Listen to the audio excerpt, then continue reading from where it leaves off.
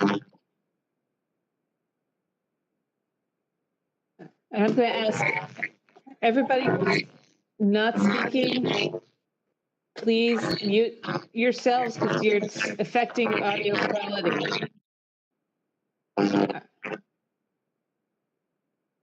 Okay, what I said is everybody who's not speaking, please mute yourself and only unmute yourself when you speak, and that way we will be able to preserve the audio quality. Rick, are you ready with the video?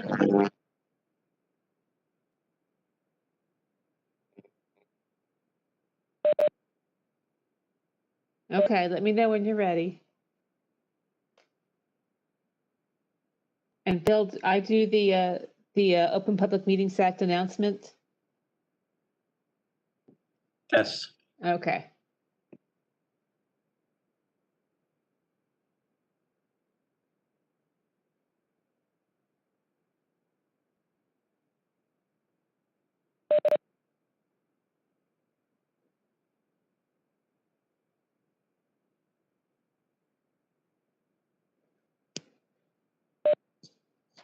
Okay, great. Thank you. Good evening. This is a regularly scheduled meeting of the Montclair Township Zoning Board of Adjustment. Notice of this meeting has been published in the paper and posted on the township website, as well as on the bulletin board inside the building and on the 2 bulletin boards at the front entrance and rear entrance to the building. This meeting is a remote public it will be held remotely as permitted under the adjustments to the Open Public Meetings Act, and will be can be viewed on the Montclair Township YouTube site as well as TV channel 34. The directions for accessing this meeting are on the Board of Adjustments agenda, which is posted on the webpage and also is visible on our YouTube video and on the TV 34. And the first item on the agenda is the roll call. Chair Harrison. Here. Vice Chair Fleischer. Here. Mr. Church. Mr. McCullough. Present.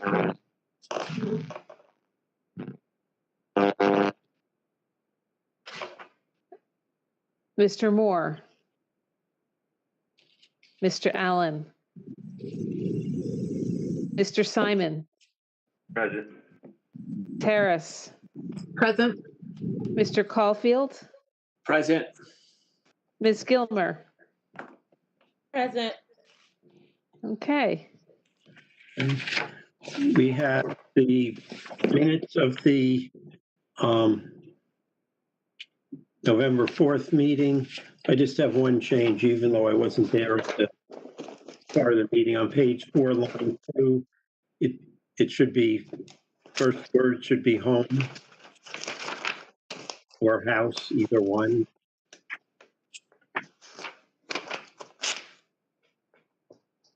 Okay. Does anyone else have any other changes to those minutes? No. Okay, give a little bit, just anyone needs to unmute themselves. If not, does someone want to move those minutes as amended? Move approval of the minutes as amended. Is there a second? Okay. All in favor, say aye. Aye. Okay. Aye. Any opposed? Any abstentions? Okay. And we have the resolution for the extension for 451 Orange Road LLC. I have a question, and under the municipal land use law, we can give 1-year extensions. Effectively, we're giving 1.5 years, and I don't want to just give a year because they're not going to get started by next winter. But I mean, should we tie it into the approvals and effectively give them the 2 1-year extensions so it goes to March of 2022? That's fine. I do know that they plan to get started on this relatively soon, I was told. Yeah. I hope they do, but it seems better to keep it tied to the approval date, which I guess was, we used the resolution date as the date of the approval. So keep them until March 6th, Okay, 2022. okay, got it. Okay. Any other changes or comments on that resolution? Move approval of the resolution as corrected. Is there a second? Second. All in favor, say aye. Aye. Aye. Aye. Any opposed? Any abstentions? Okay, then we have the resolutions for this Severance property on 63 Warren Place. I don't have any changes. Does anyone else have any changes?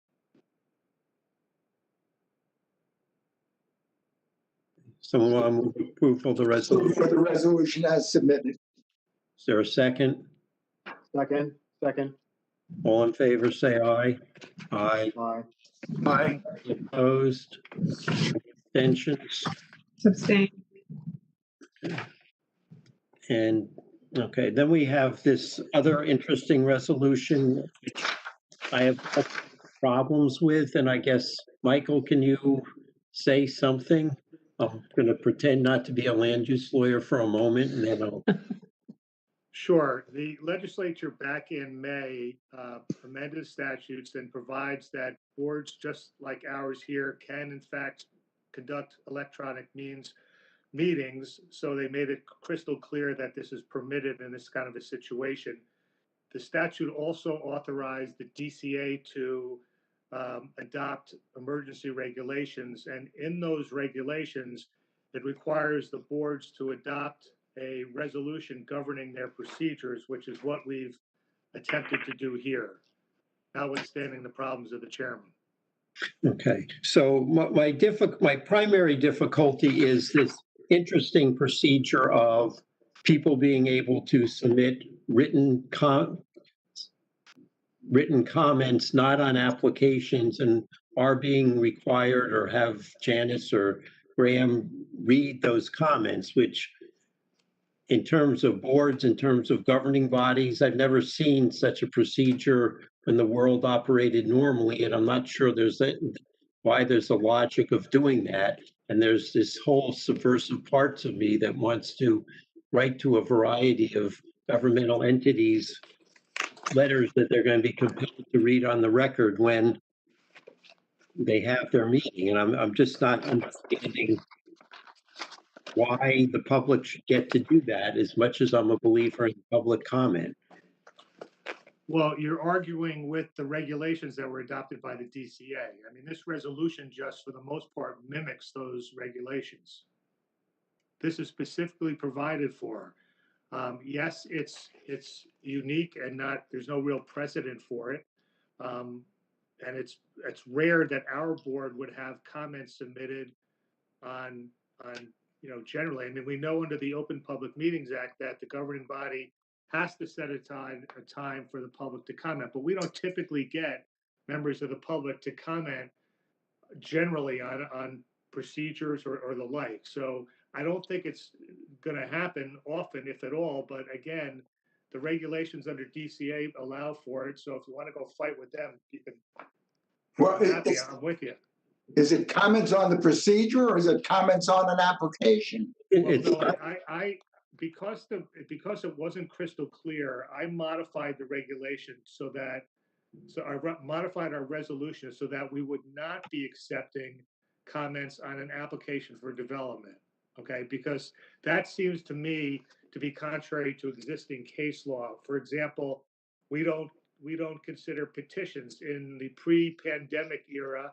If somebody walked in with a petition, we would say, "I'm sorry, we can't take that." There's a case, Siebert versus Dover Township. It was a law division case in the 70s that said, since you can't cross-examine the petition, it's not evidential and should not be allowed. So in the same vein, we would not accept written comments on an application for development. We would, however, accept comments if somebody said, hey, hey, you guys, there's something wrong with your procedures, okay? And we would listen to that. But I think that would be quite rare. Okay, but I mean, the problem I have, and I mean, these were adopted as emergency rules that they have to go, that they're going through rulemaking now. And I intend to submit a comment on it, but this doesn't even limit it to comments that are relevant to the board. They can talk about the township snow plowing activities. Okay, And I don't think that's the case. I mean, I think that the board still has the power to reject irrelevant issues. If somebody wants to write in and tell us how bad the football Jets are, I don't think we need to go through that painful discussion. So I don't think you lose that right. But So, concerned that what I'd like to do is put this off and modify it and make those things clear. I don't want someone saying, but you adopted a resolution that says I submit a comment and you have to read it out loud when there's nothing in it that says it has to be relevant to what the board does. Okay, that's fine, and I think we can make it, you know, if we want to amend it and make it crystal clear, that's fine. I don't think this usurps the entire practice and procedures under the MLUL. So I think we would be okay moving forward. But if you think there's some ambiguity associated with its adoption, it can be changed. Well, it's just they're, you know, and I agree we're a low risk, but you know, there are people about in the world who seem to be intent on disrupting governmental processes and taking advantage of little loopholes, and I just as soon make this clear that we're not suddenly opening this board up to discussions on matters that are not related to it. And when you knock out being able to comment on applications, there's very little for someone to do, and then that's fine. But I just think we should be clear and not have someone insisting they get to send us a letter on the Electoral College and require us to read it because suddenly they've decided, oh, gee, I have 2,000 governmental entities in New Jersey that I can write letters to, and they're going to have to read them to me, read them out loud. To say no. So the question I have is that at this point, is 1C the only amendment to the regulations? Or are there other changes that we should be aware of? Mr. Sullivan? Yeah, 1C, the note in parentheses I modified because I didn't think the regulations were consistent with, you know, existing law. So I changed that. All the paragraphs about disruption of public meetings are verbatim from the regulations. So, I mean, the inside paragraphs 1 and B and C, that could be in D. We could rework that, I guess, to make it clearer. All right, thank you.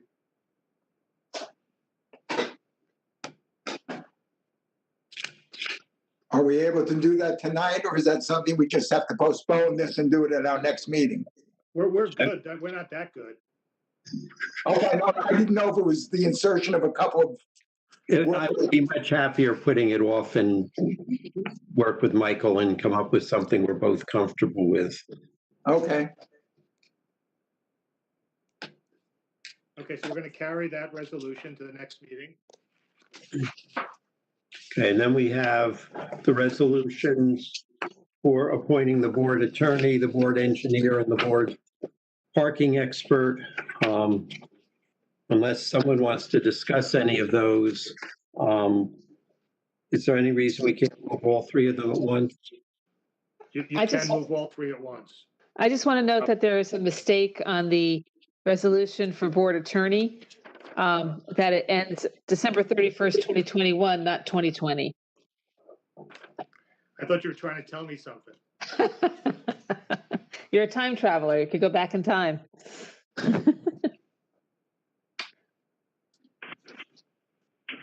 Move approve of the three resolutions as corrected for the hiring of professionals to provide services to the Board of Adjustment. Is there a second? All in favor, say aye. Aye. Aye. Okay. Someone other than me should announce the continuation of Highgate Hall application. Mr. Vice Chairman, that's probably. I can do it.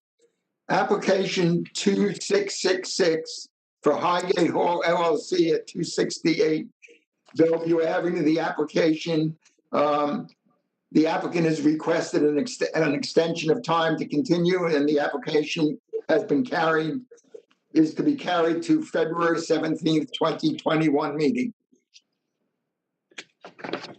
Can I have a motion to approve that? And there'll be no further notice of that, correct, Jack? That's correct. Yeah. Wait, no, let's hold back. We had talked about, given the amount of time between the earlier hearings and now, that we were going to require notice again on this. We had talked about that previously. When was that application last heard? Well over a year ago. Okay, so it sounds like we're gonna require renotice, so that should be in the motion. Okay. The motion, as previously stated, will be modified to require renotice on the part of the applicant. And Jen, if we have an extension of time to act past that new date. Okay, you need to unmute yourself just so we can hear that for the record. I certainly, yeah. Okay. Yes, we do, yes. So we have a motion? A motion that includes the requirement to renotice. Who made the motion? Did you, Mr. No, Fleischer? I haven't gotten a motion. I asked for a motion. February 17th, 2021 meeting with public notice required on the part of the applicant. Can I have a second? Second. Thank you. You want to call a vote, Janice?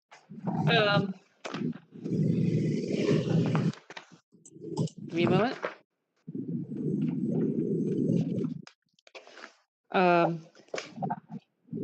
Mr. Church? Mr. Church? You have to unmute yourself. Okay, yes. Okay, thank you. Mr. McCullough? Yes? Mr. Simon? Ms. Harris? Yes. Mr. Caulfield?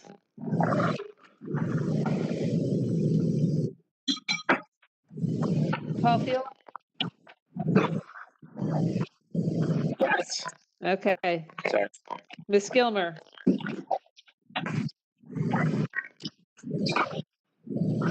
Can you hear from Ms. Gilmer? Chanel, you have to unmute yourself.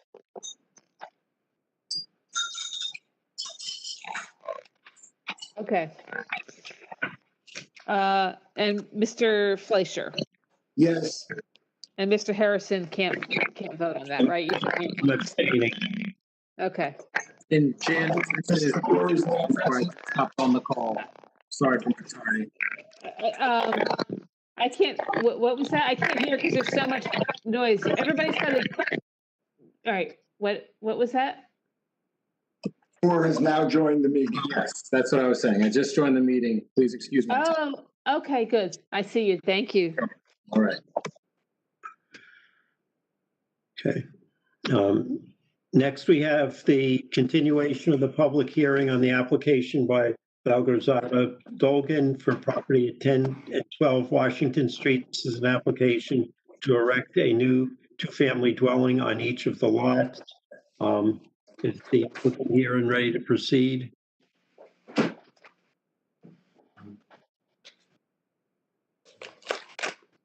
Okay, I just made everybody associated with that application a panelist, so you can all unmute yourselves. And I believe it's Mr. Viteri who will be starting the presentation. representing Dolgan. That's correct. Good evening, members of the board. I'll ask Mike to go on mute. I hear some background noise. Okay, thank you.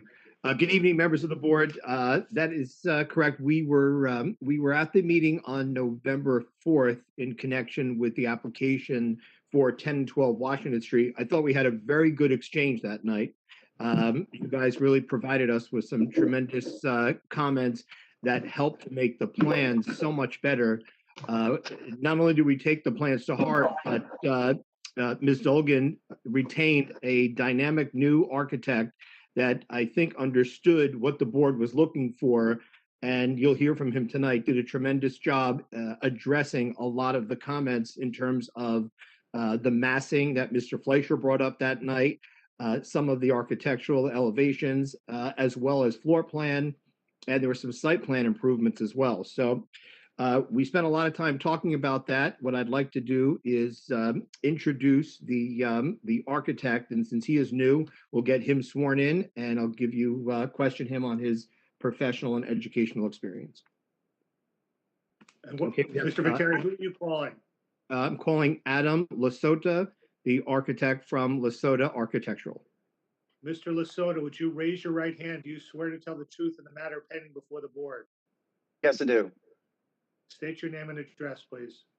Yes, my name is Adam Lasota, and my address is 2650 Frankfurt Avenue in Philadelphia, Pennsylvania.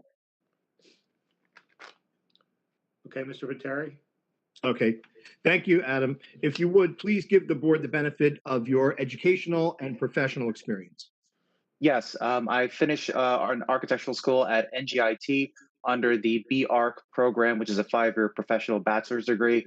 Graduated with honors. I worked since then, intern while I was in school, worked a number of years at a number of different firms in New York City, Jersey City, and in Philadelphia. And 2 years ago, I received my architectural license in the state of New Jersey. That would be November of 2018. And immediately after, I also applied and received through reciprocity my state license also in the state of Pennsylvania. And your license in New Jersey is in good standing. Yes, it is. Thank you.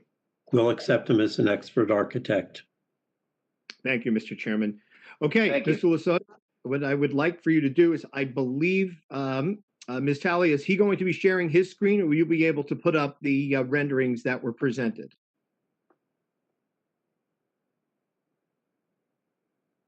Nope, Janice, we can't hear you.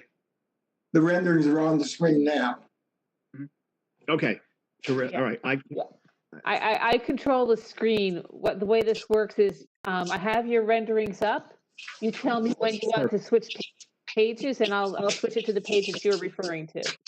Beautiful. Thank you so much, Janice. All You're right. up. Thank you so much. Thank you so much, everyone, taking the time this evening. Just want to present first 10 and 12 Washington Street, the pair of duplexes that you're seeing on your screen and the rendering now. The big thing is that the massing of both of these are very similar to what was presented before to the board. And as John had already explained, we really wanted to address a lot of those points and really key in on them, but also create an architecture that fits both the neighborhood in terms of scale and in terms of presence and materiality. So one of the main elements that I want to kind of show here on the renderings is that the main mass of these two duplexes is the same as previously submitted, with the major changes being that we designed a gable right at the front and really accentuated it with a deep overhang in order to give it a presence that is very familiar to the neighborhood in Montclair. I mean, a number of homes in the area have this very typical, very straight gable at the front. Also, the front facades are primarily brick. They are brick of nature because, most importantly, across the street was a development that the board had previously approved that also uses primarily brick on their facade. What the major difference here is that we wanted to create an element that was included in front of the facades, which you see that black extrusion. It's a series of hardy plank panels that are painted in the Sherwin-Williams peppercorn color. It helps to give a more modern element to an overall traditional form and traditional kind of materiality of these duplexes. One of the key differences here as well is that we push the entrances. We actually mirror the entrances at both 10, which is on the left-hand side of the rendering, and 12, which is on the right-hand side of the rendering. We put the entrances farther away from the driveway in order to really create a separation between vehicular access onto the site, which is that shared driveway, which you're all familiar with, and also the entrances to both of the residences. Additionally, you can see in the rendering here on that left-hand side of 10 Washington, we also included a 3-foot walkway on the ends. So that way, for residents that enter from the rear entrance, they're not walking down the driveway. So again, really wanted to separate vehicular, which is down the middle, versus the kind of more residential paths on the sides. So Janice, if you click over to the next page, please. So we'll start with the floor plans. The one difference here in that in the finished basements, again, this is just an open recreational area. We eliminated the egress wells that were on flanking to the left-hand side and the right-hand side, the left hand of 10 and the right-hand side of 12, in order to avoid putting bedrooms in the basement. And I agree with that. Not much natural light goes down there. So again, these are just finished recreational spaces, kind of give it up to the liberty of the tenants to utilize them as best as they'd like. Janice, if you can go to the next page, please. So on the first floor plans, again, mimicking what I had said earlier about the entrances, you can see that they are on, on the ends of the sites, both on the left-hand side and the right-hand side, away from that driveway. And the big key is you open up into a very open concept floor plan with very little kind of obstructed views throughout. And we really want to kind of really maximize that open concept on the first floor living space. And on top of that, it has a very generous island in the middle with some seating, kind of a breakfast bar area. Families love to use this, especially they love to be able to have that central home area. And also for kids to do their homework while, say mom and dad are making, dinner or kind of making them a snack. Of course, as you walk into, you have a series of stairs that go up. So Janice, if you can go to the next floor, please. And on the second floor plan, we have 2 bedrooms, one towards the front and the rear, and one kind of in the middle, but with proper natural lighting on the sides with a double window. And again, in here we did, on the left-hand side on number 10, we did a Jack and Jill style bathroom because of the fact that the site is slightly wider. We're able to fit a Jack and Jill. Subsequently, on 12, the home is a little bit more narrow, so this way we did just a larger bathroom with a double vanity to share for those 2 bedrooms. And then while this vernacular hasn't really changed much from the previous application, the big difference is when we go upstairs. So Janice, if you could, to the next floor, please. Thank you so much. Here, before we had some kind of awkward design office space, and we agree with the board in that we should utilize this space to create another bedroom with a proper ceiling height, with a proper egress window, and add some natural lighting as well. So again, here we're creating a whole master suite on that attic floor. So underneath those very kind of steep gable roofs, we have plenty of ceiling height here, also with the addition of these dormers that splay off to the left and the right, which you can see on the plan with the rectangular squares of that master bedroom, along with the staircase that leads up to it. So again, nice generous walk-in closet and a bathroom towards the front and the rear. We're going to add a window in there to bring in some more natural light as well.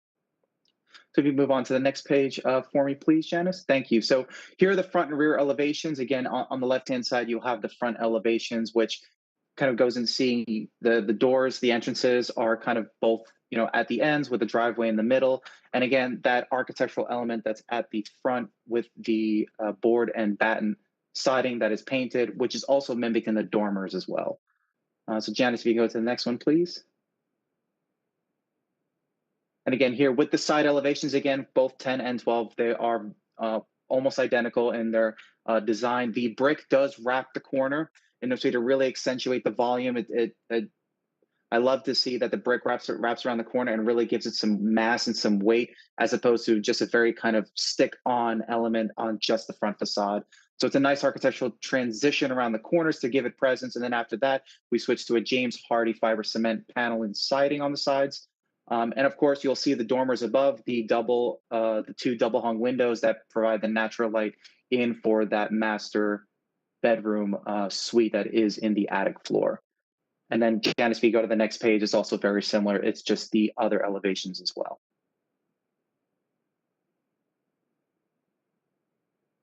Adam, if you would just show the front entrances, because that is a change that the board recommended, and I think we glossed over that. So yeah, Janice, if you could just go to the first page, right to the front of the rendering. I think that'll best.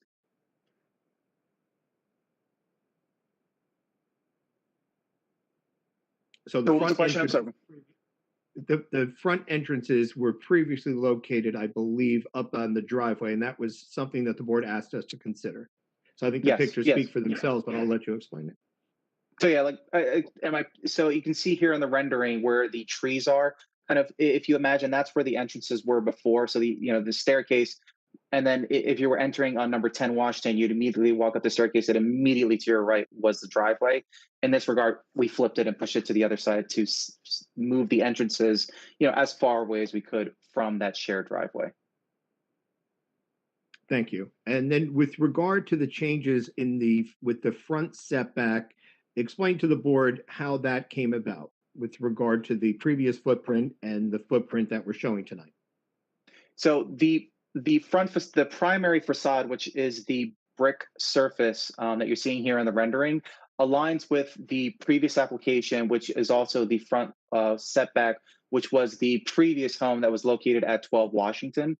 The element that is sticking forward, which is that peppercorn board and batten architectural element with those large windows, encroaches into that front setback. Now, although it does encroach into the front setback, its mass is subsequent to the mass of the home. And it also creates a series of steps along the streetscape. So you can actually see here in the rendering on the left-hand side on 8 Washington Street, you can see that it's a lot more forward of the front facade. And as you actually go down Washington Street towards New Street, the next two buildings actually have a 0 lot line setback. So it's a gradual step as you work your way up Washington Street from 2, 4, 8, and then of course R10 and 12, and then of course finally the church, which you see on the right-hand side of the rendering, sits just ever so slightly farther back. So it helps to create this gradual stepping forward of that front facades with only that architectural element that really gives it that interest, that kind of brings a livelihood to the street that encroaches a little bit more. And the setback to the brick is still the same. It's still at the 7.5 feet. Yes, so it's still that 7.4 feet that was previously proposed. That where that brick facade is in line with that 7.4 feet. Thank you. And with regard to the building coverage, the building is the same as previous except for these bump outs, and there's a corresponding bump out in the rear. That gives rise to the change in the building coverage from the prior design to this design? Yes, it does. And that was from 30.9 to 32%. Correct. Terrific. Thank you. I have no further questions, Mr. Lasota. Thank you so much. Okay, Mr. Fleischer, do you have any questions?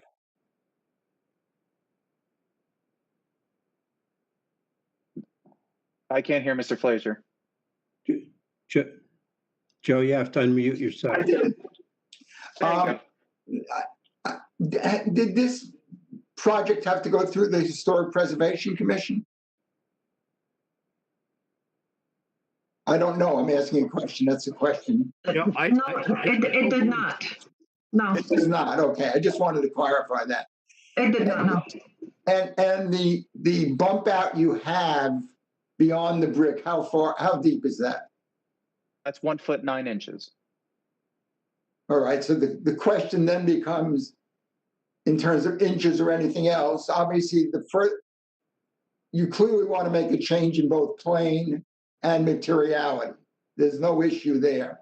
And the question is, how tight can you get it and still achieve what you want without destroying the floor plans? And without destroying also the elevations and giving it that accentuation that the design is presenting. Right. It clearly, I mean, you could literally do it in 4 inches. I'm trying to figure out what, because it doesn't go out. It doesn't go out as far as the overhang does. So No, it does not. There's a place in between that could get it tighter to where it was before. I mean, one of the problems is when you have something that's not in accordance with the code to begin with, the further the variance exists, the more of an issue it becomes. So the question is there a point you could pull it back without somehow impacting your plans and without destroying the concept, which I like very much. I think what we're seeing here looks a whole lot better than what we saw the last time. I think it's an enormous improvement. But I happen to be I happen to be a modernist, and I don't know what others will feel, and I'll let them talk for themselves. But I think you've done a fine job. And the other question is, though it may sound strange, is did you consider doing it simply with an alternative color of masonry in a pattern which you could create even in brick or other materials as opposed to the board? Well, I think in that regard, a change in materiality wouldn't create that very stark contrast interest that I'm proposing here with this facade change. And additionally, this materiality is also lending itself that language to transition over into the dormers above. You know, for that materiality was a very kind of deliberate choice. Mainly because of its ease of construction when utilizing it on those dormers, and two, by bringing in the same materiality that we're kind of presenting very prominently on the front, we wanted to wrap it on the sides as well on the dormers, and not just the front dormers, but all four of the dormers on both 10 and 12. So I think just a change in brick materiality at the front would be hard to kind of, I think it would hurt the design a lot, because then we can't translate that same materiality farther back. And then also by reducing that depth helps also to kind of reduce the architecture of it and that kind of prominentness of it. And thus it loses its value the thinner and thinner and thinner it gets. And then it starts to become more of I just kind of changed materiality on that same plane, as opposed to breaking that plane with another volume. Thank you. That's all the questions I have. Okay, Mr. Moore, do you have any questions? None at the moment. Okay. Mr. Simon, do you have any questions? I'm not sure if it's for this person in terms of lighting in the driveway. I see the lights on the side of the house on the external side, but in the driveway, I don't see any indications for lighting. Will this be the appropriate witness for this? So currently the drawings do not show any lighting in between, but we can propose a similar lighting strategy that we're proposing on the sidewalk side on the interior as well. So this way we can have some illumination with downlighting along the driveway. And then also in the back, we are proposing a series of illuminated bollards to help, bring some more light back there. No other questions. Okay, Mr. Church, do you have any questions?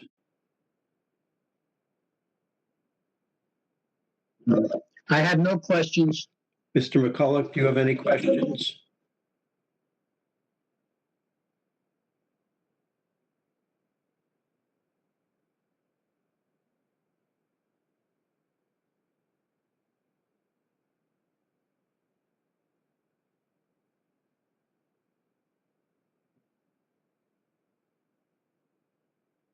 Muted? Is he muted? No. Mr. McCulloch, we can't hear you. Yeah, Mr. Okay. McCulloch, you're not muted. I'm not muted, but my internet is sporadic. I have Okay. no questions. Okay. Ms. Harris, do you have any questions? I just wanted to know if there's a revised site plan with the revised architecturals, or We will have Mr. Fantina is going to come on next, and he will show the updated site plan. okay, thank you. Okay. Mr. Caulfield, do you have any questions? No, not at this time. Okay. Ms. Gilmore, do you have any questions? No, I do not. Okay, and I don't have any questions. Are there any members of the public who have any questions? And this is just an opportunity to ask questions of this witness on the architectural plans. Are there any members of the public? I've unmuted the public. Do you have any questions of the witness?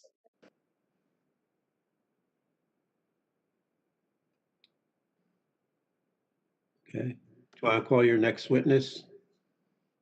Thank you, Mr. Chairman. Our next witness Thank you, appeared everyone. before at the last meeting. Thank you, Adam. David Fantina, professional engineer. Mr. Fantina, you were sworn in at the prior hearing. You understand you're still under oath? Yes, I do. Thank you. Thank you. Dennis, if you would call up Mr. Fantina's plans, and then we can go over, Dave, I'd like you to go over the changes from the last site plan to the current plan. That's the wrong one, sorry. Nope. There we go. And if you go to sheet 2, Janice. Sheet 2? Yes. Thank you very much. Okay, my changes were somewhat minimal, and they were all based on the discussion at the board the last time, and especially at the due to the revisions made by the architect. Essentially, there's only 3 or 4 changes. One is we did add the sidewalks on each side of the building, 3-foot concrete sidewalks. They're made possible because the wells have been taken away. In addition to that, the conditioning units have been moved to the back, yes, that's right, back by the lot, the 4 parking spaces, to get them away from the side yard, something the board asked us to do.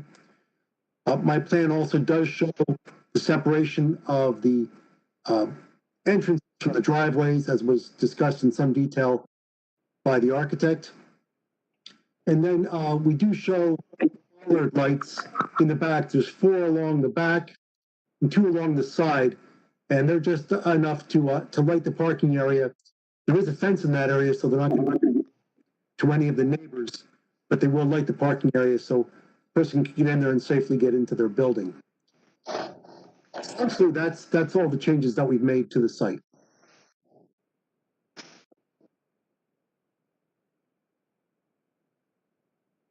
Mr. Fantina, with regard to the mechanical equipment, there was a question that was raised at the last meeting. We talked about putting it on the roof. We talked about putting it up close. If maybe you can just show on the plans how you're connecting that to the building and the location of that. Yeah, there was a discussion, and then we had a further discussion with the applicant and the architect and myself as to whether they should be on the roof, and everybody felt that that was not the right place for them. To put them in the rear, we didn't want to stack them up against the rear of the building for noise and mainly for noise. So what we've done, we've placed them well to the back. They're essentially opposite the parking spaces, and they're going to be screened by bushes. In addition, there's a fence back there, so we think that's the best place for them. Thank you. And much like that prior application we had across the street, there will be a shared driveway, and we will present the board attorney with an easement that will run with the land for purposes of access and maintenance. That is correct. Thank you. Okay, I have no further questions of Mr. Fantina. Mr. Fleischer, do you have any questions? No, I do not. Mr. Moore, do you have any questions? No, I do not. Mr. Simon, do you have any questions? No questions. Mr. Church, do you have any questions? I have no questions, no. Mr. McCullough, do you have any questions? No questions. Ms. Harris, do you have any questions? Yes. I agree the location of the ACs are definitely better than previously presented. Just they do seem far away from the house. Is that going to be an issue in terms of efficiency in the lines that all to the back of the that way? That's an excellent question. I believe you asked if the location of the air conditioning units would decrease the efficiency. And I asked the applicant that question exactly. She discussed with her HVAC professionals, and they said that's well within the limit or the length that would provide for an efficient use of those units. Thank you. That's all I have. Okay, Mr. Caulfield, do you have any questions? Just one. David? Do you, Yes. do you put handicap ramps at the sidewalk where the driveway is? Is that something that's required? Yes, they will be there. I think we noted them, but they will certainly be part of the plan, yes. Thank you. Okay, Ms. Gilmore, do you have any questions? No questions. Okay, I have a couple on the landscaping. I just, understanding what you're doing. You have shrubs in front, and you have an arrow pointing to one of them saying proposed boxwood or other appropriate ornamental shrub. I assume that applies to all 8 of them, or on each property. Is that correct? Should all be? Yes. Yeah, and we're not tied into the box. Whatever thought, whatever the board or the professionals thought would be appropriate there. And we did introduce some trees, and there's some trees in the back as well. Okay, and then, for the shade trees in the front, you indicate, whatever the township says, since they're in the right of way, and that's fine. For the 2 in the back, you don't give any indication, and due to the narrow space, smaller trees would obviously be appropriate. Have you given any thought as to what kind of trees, you would be proposing there? I am not an arborist, but we would certainly talk to a landscape professional and make sure that a tree that would be placed there would both thrive and also not get too big for that location. Okay, and I assume the same, you have proposed laurel bushes to screen the air conditioning units, and there are lots of different kinds of laurel. The only thing that we're going to require, they be of a size that is at least as tall as the air conditioning units are. That makes sense, yes. Okay. Okay, I don't have any further questions. I have another one, Bill. Okay. Bill, I have one more. Okay. I'm looking at the site plan now, and it appears as if curbing goes from the street itself and crosses the sidewalk, as opposed to simply a curb cut and the sidewalk running through. I have a serious problem when curbing, when someone is walking on the sidewalk and then has to step down into the driveway and then step back up again on the other side, as opposed to a basic curb cut that simply gets you up to the sidewalk level. Mr. Fleischer, there's 2 ways we can do that, both of which I think would satisfy your concern, which I would also have. One is to do exactly what you said and stop the curb at the sidewalk.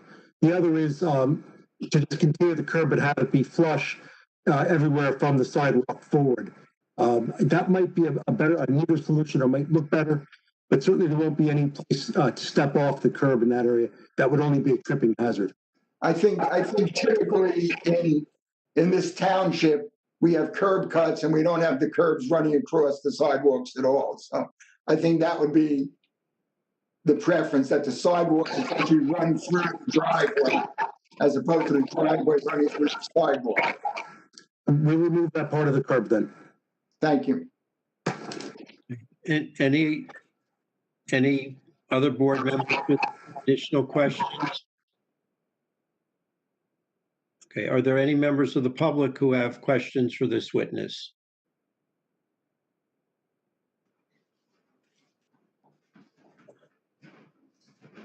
Members of the public, I've unmuted you if you have any questions.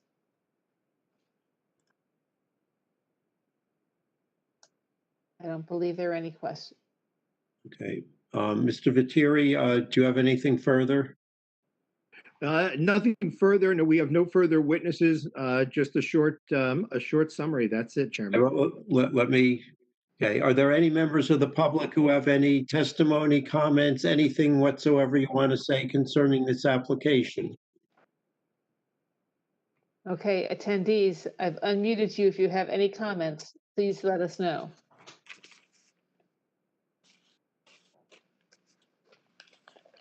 There are none. Terry, you want to give your summation? Thank you, Mr. Chairman. Thank you, members of the board. And thank you to the applicants and to our architect and engineer. I think that this application is really an example of, a win-win situation. The board took the time to really look at these plans in a very meaningful way. And then the applicant reacted, and not just fluff. The applicant reacted in a meaningful way. And I think the plans speak for themselves. We have a conforming use here. We have lots that are very challenging, like the lots across the street were very challenging. So it's difficult to satisfy the economic considerations of the applicant while trying to meet the criteria of the neighborhood. And I think in this case, the applicant has knocked it out of the park. I think that, continuing to promote the residential character of this neighborhood is accomplished here, and it's really in furtherance of the redevelopment of that area. I really don't see that there are any negative items here. I think the applicants met the positive criteria as it relates to the C variances, and I would urge the board to look favorably upon this application. Thank you. Okay, we'll start discussion with Mr. Moore.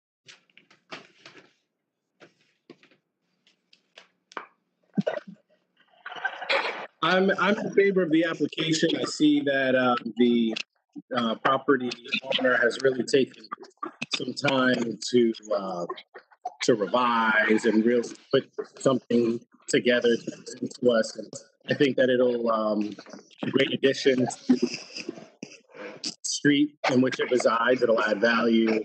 And thank you for your dedication. I'm in favor of the application. Mr. Church?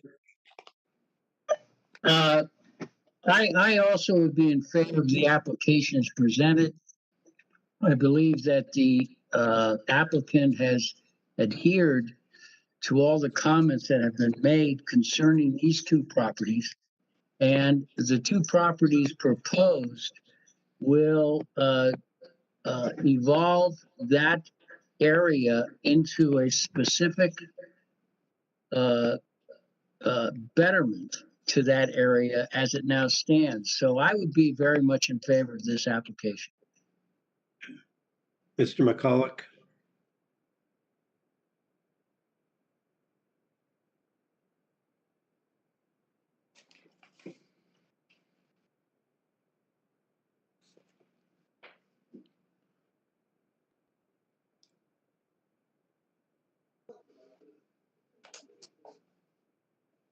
I think we might have lost Mr. McCulloch's connection. I don't see him.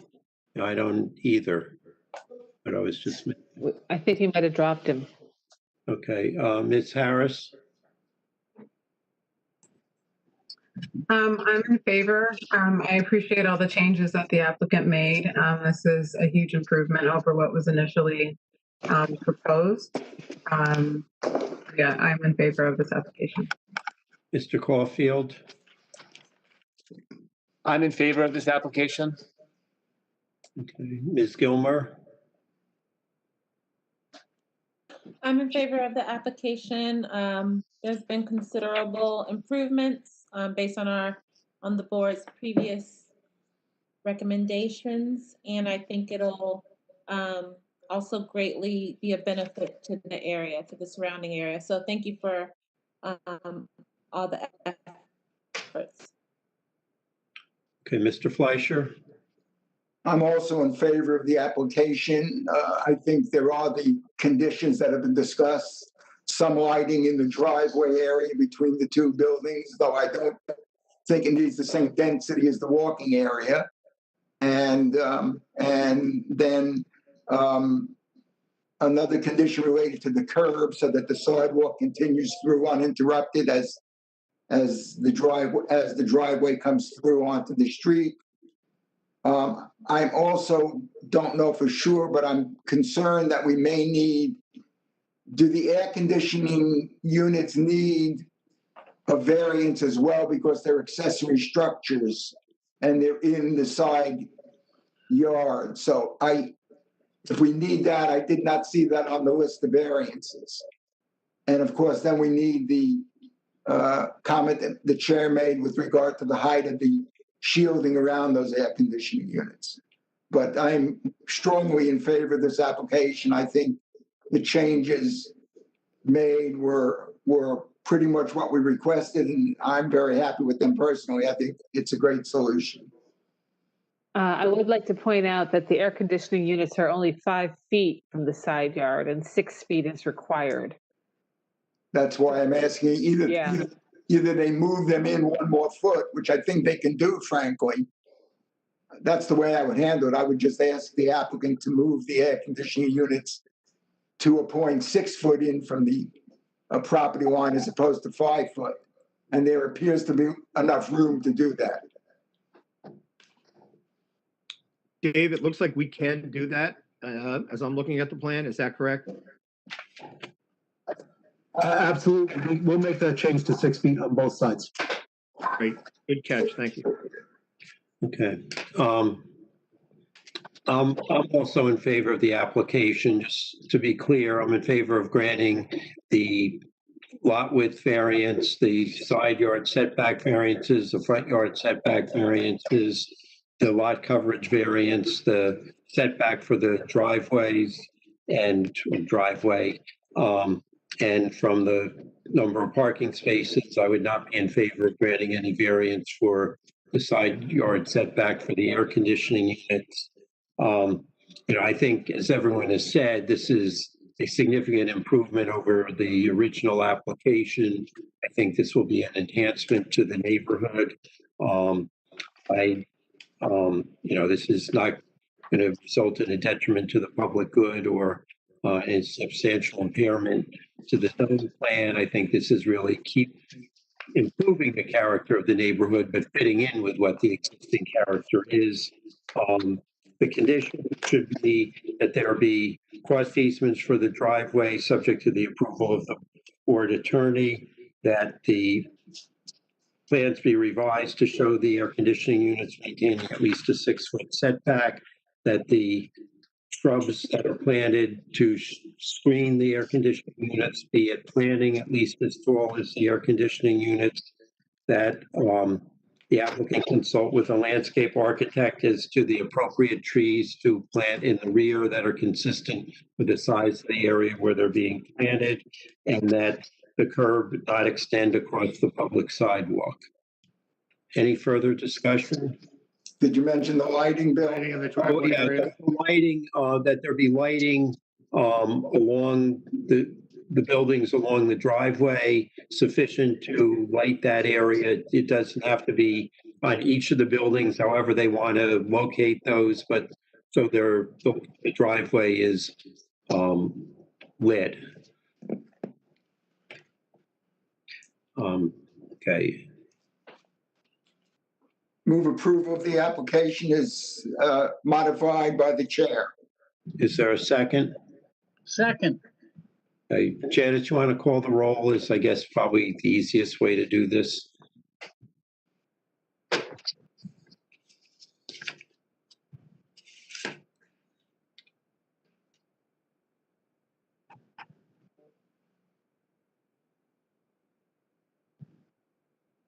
I don't know if she heard you, Bill. Janice, you want to call the roll? You're muted at the moment. I'm sorry, I didn't realize I was muted. Mr. Church? Yes. Okay. Mr. McCullough? Oh, he's, I believe, dropped from the meeting. Mr. Moore? Yes. Mr. Simon? Ms. Harris? Yes. Mr. Caulfield? Yes. Ms. Gilmer? Yes. Mr. Fleischer? Yes. And Mr. Harrison? Yes. Okay. It's approved. Thank you. Thank you, members of the board. Okay. The next application is that of Malgorzata Dolgan for property at 23 New Street. This is a continuation of the public hearing that was commenced at the November hearing. This is an application to convert a one-family structure, a lawful one-family structure to a two-family structure and construct various improvements to the building. Are the taxes paid? Is the notice of order? Yes, actually, I believe we already started this application, so. Sorry, pretend I didn't say that. I knew there's a reason I didn't say it on the first one. Okay, Mr. Viteri, you want to proceed? Thank you, Mr. Chairman. Members of the board, yes, we were here on this application on November 4th, and in a similar fashion, we had a good exchange about some of the concerns here. Just to clarify one point that Mr. Chairman just noted, this is an existing two-family home. So it's a two-family, staying a two-family with the modifications. The footprint of the building is staying the same with the exception of the additions as noted on the plan. This application, we have also changed architects, and I think you'll be happy to see what Mr. Lozada has come up with on this to address some of the similar comments that we received about the massing of this property. And what I'd like to do is introduce him, and then we will swear him in on this application. Mr. Lozada, would you raise your right hand? Do you swear to tell the truth in the matter pending before the board? Yes, I do. State your name and address. Adam Lozada, 2650 Frankfurt Avenue in Philadelphia, Pennsylvania. Okay, Mr. Lozada, now we can say you're an expert here in Montclair. Have you appeared before the Zoning Board of Adjustment in the great town of Montclair before? I believe I recently have. Oh, terrific. Okay. Well, just so we keep the record clean, why don't you just quickly go through your professional and educational experience? We'll accept him as an expert. We Thank you. assume everything he said half an hour Thank ago you. still applies. Thank you, Mr. Chairman. Okay, why don't we call up the plans, Adam, and go through the plans, which have lots of changes from the last version. Yes, thank you so much, everyone. So again, here with 23 New Street, you'll see that we designed a vernacular that is very similar to both 10 and 12 Washington Street. Again, the reason for that too is as you travel down Washington Street and you hit the intersection with New Street, 23 New Street that you're seeing here on the screen with the rendering is directly visible. So similar to what I had spoken about at 10th and the 10 and 12 Washington Street is that the architecture, again, is very resembling of the neighborhood. Again, here employing a very traditional gable form. And in this case, we changed the materiality to provide a stucco facade, but similar to 10 and 12 Washington Street, we implored the same architectural element of that extruded peppercorn colored board and batten siding with the large windows, and employ the same strategy of mimicking that materiality to the overhang at the second floor and the dormer above for the attic floor. So here again, we're providing a very thin and very kind of non-obtrusive covering over that front covered porch, as you're seeing here in the rendering. You'll see that the massing of it is appropriate for the streetscape in relationship to, as you're seeing on the rendering, to the left and right of 21 and on the left and 25 New Street on the right. So please, Janice, if you kind of go down to the next page for me, please. Thank you so much. So you see on the left-hand side, I provided the survey that was done recently of the existing property and implored that in order to show what we are proposing in the proposed architectural site plan on the right-hand side. We are demoing an existing portion of the house on the left-hand side in order to provide an 8'7" driveway in order to provide tandem parking for 2 cars, 1 car per unit. And with that, we're also demoing the existing rear porch, mainly because of the fact its condition is not salvageable, and thus it would be difficult to try to reuse what is there. But you'll see that we kept the 16'3" bulk of the existing property. The existing front facade is in line, is the existing front facade line that's 8 foot from the property line, which in the rendering that you saw previously was that stucco, the white stucco finish. Here, we're proposing an addition at the rear and also providing a 2-foot overhang on the second and attic floors in order to help increase the square footage and thus create better living spaces, as you'll see in the floor plans moving forward. Could you go to the next page for me, please, Janice? Thank you. So on the left-hand side, you'll see the proposed basement plan.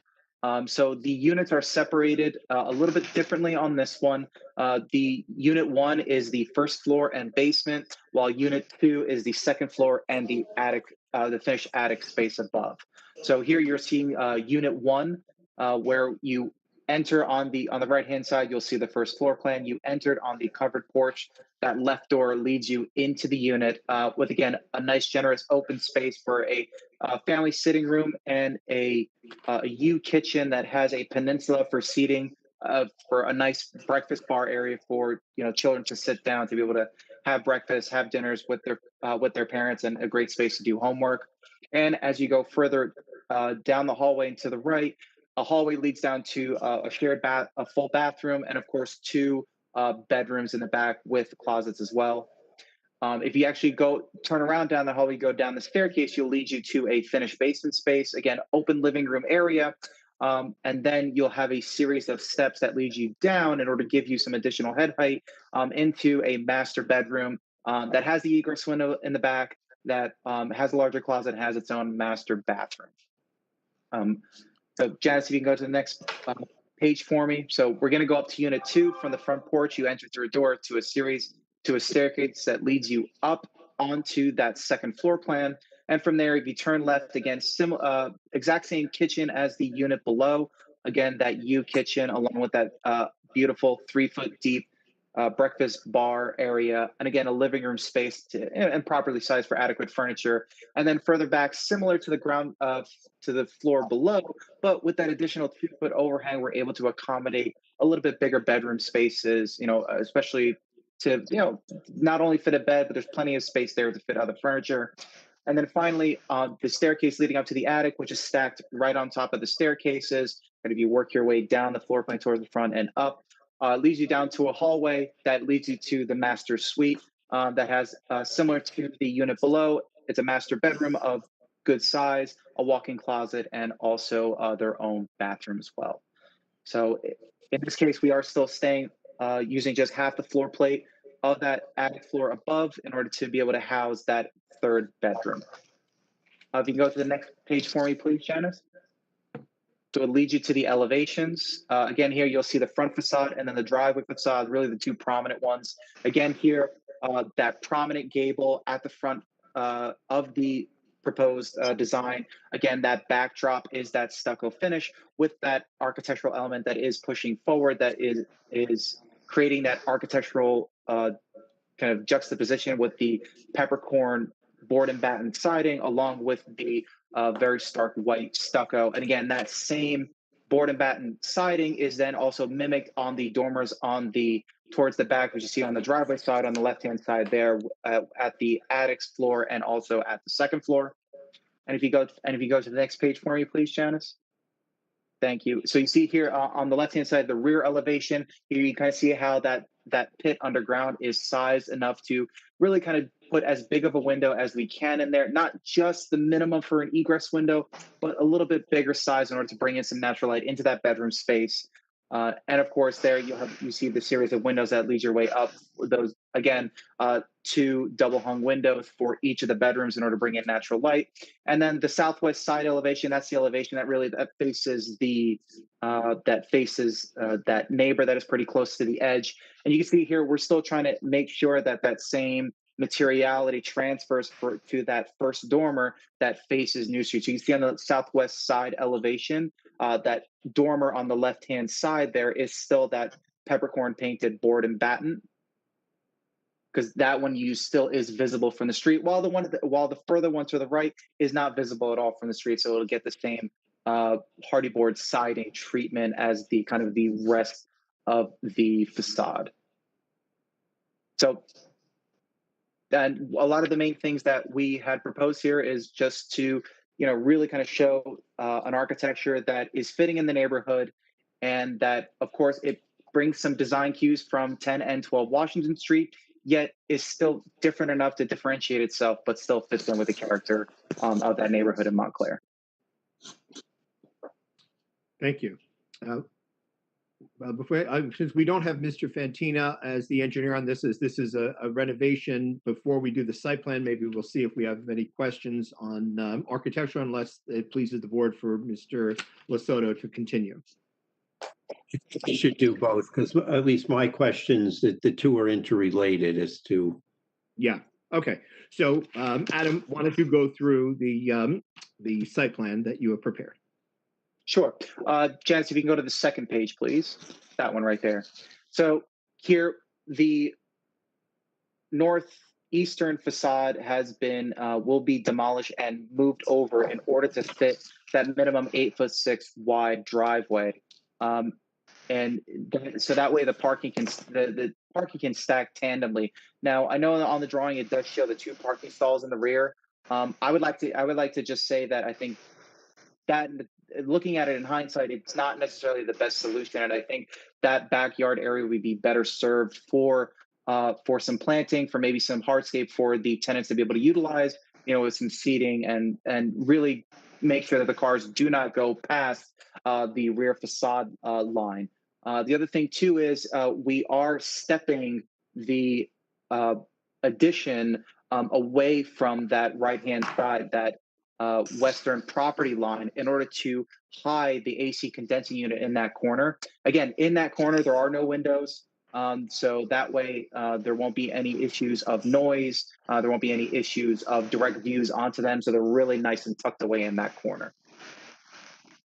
So, and also too, with the front porches, you can see here where it's labeled the front covered porch.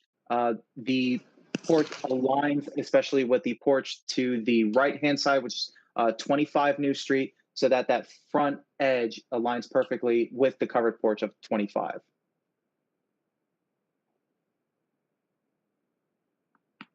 Thank you, Mr. Lasotto. I have no further questions. So, Mr. Lasotto. Mr. Fleischer, do you have any questions? Yes, I do. Can we go to the floor plans? Sure. Second and third floor. So that'd be the 4th page. Yes, I'm sorry. The second floor in the attic. Yep. I guess some of the massing bothers me, but I'll start with the question on the second floor. It appears that there is what looks to be steps between the stairway zone and the kitchen. Can you explain what that is? Because I can't understand what it's. Right there. Those are dash lines for the couple of risers that are leading up to the attic space. So while they will be, you will see the underside of the stringer, it does not impede on any kind of head clearance. You'll still have more than 7 foot of head clearance walking between the peninsula and the railing. Okay, well, that clarifies it, because it certainly doesn't appear as dotted lines on the drawing. Janice, could you be able to zoom in on that second floor plan?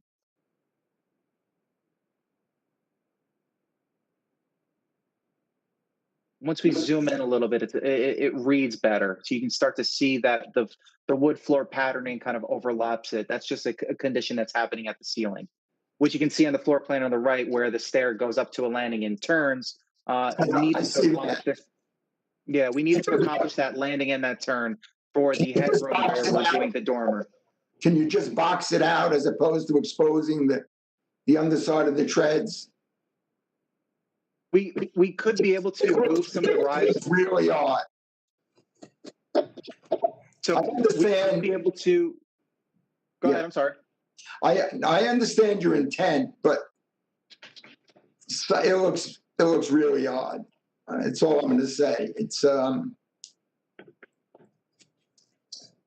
in that regards, we could be able to reduce the number of risers from the 3 that we're showing there down to 2. So this way there would be no, you wouldn't see anything in the ceiling.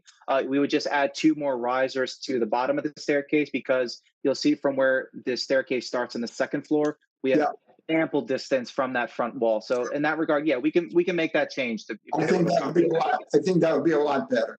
Yeah, no, we can make that change. Janice, I'm not sure. I mean, I'm looking at the percentage of the facade that is dormered. And I'm not sure whether we need variances for that. Was that looked at?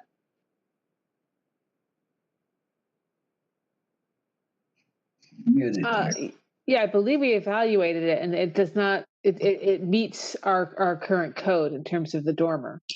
But the dormers, I mean, most of the time that when we've had dormers, the dormers are set in from the main roof line of the facades.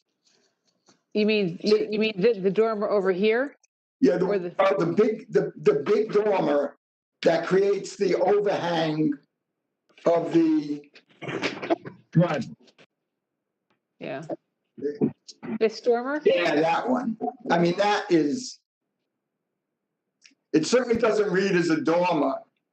It reads as an extra floor, and it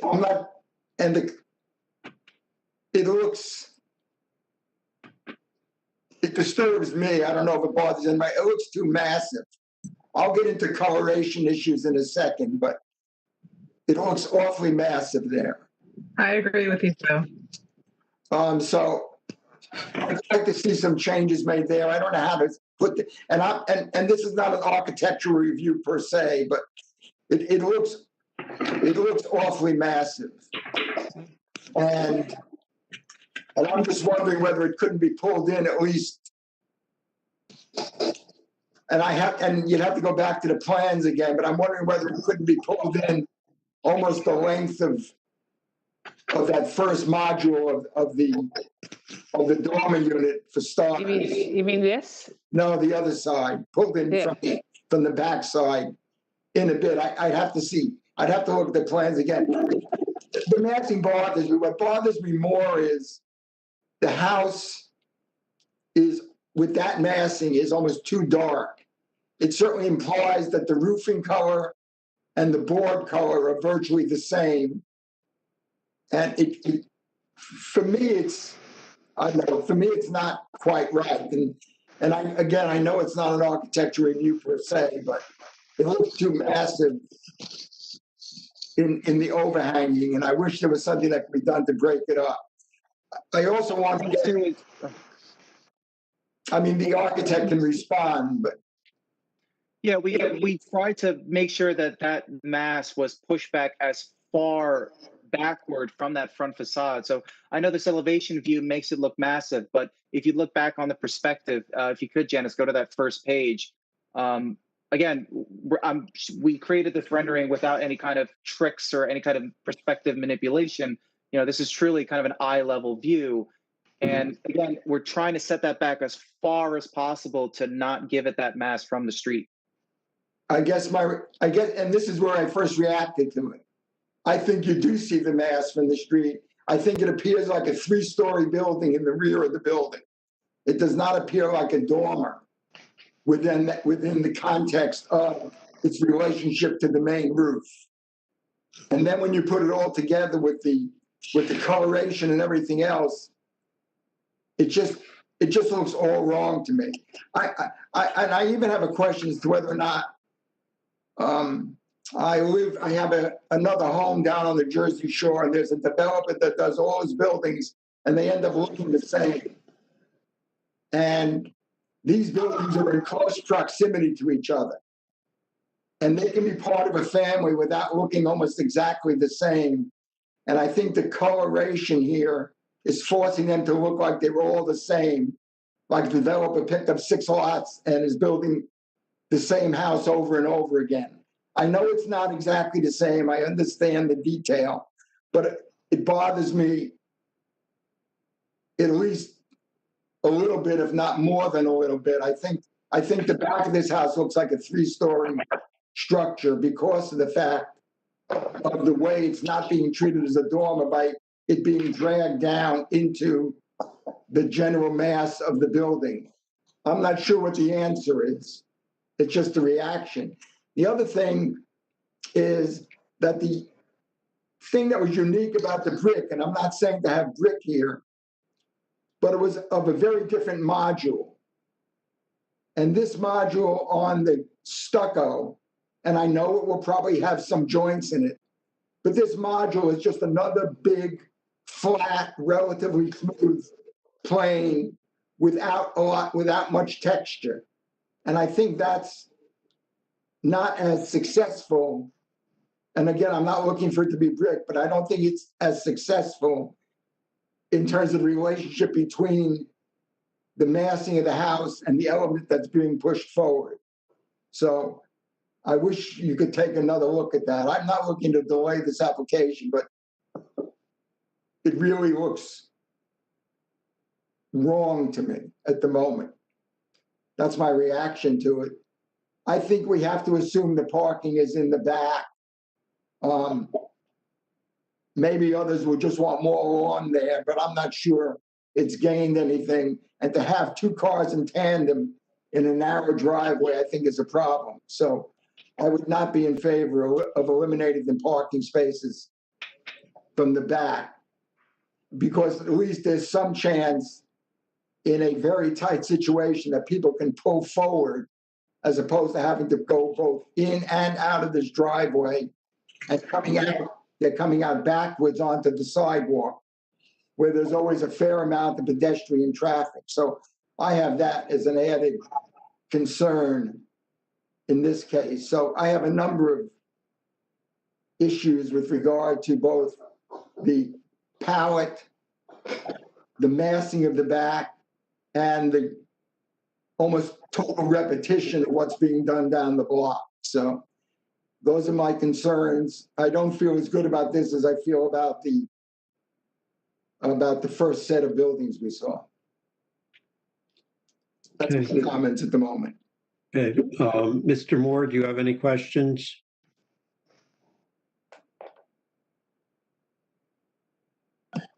Not at the moment. Mr. Simon, do you have any questions?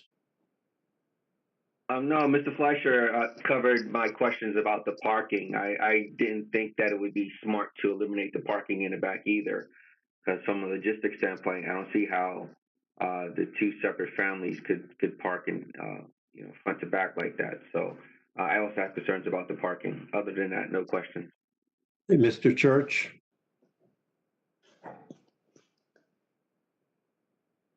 Understood originally that this was not a two-family house that they're replacing, but a single-family home.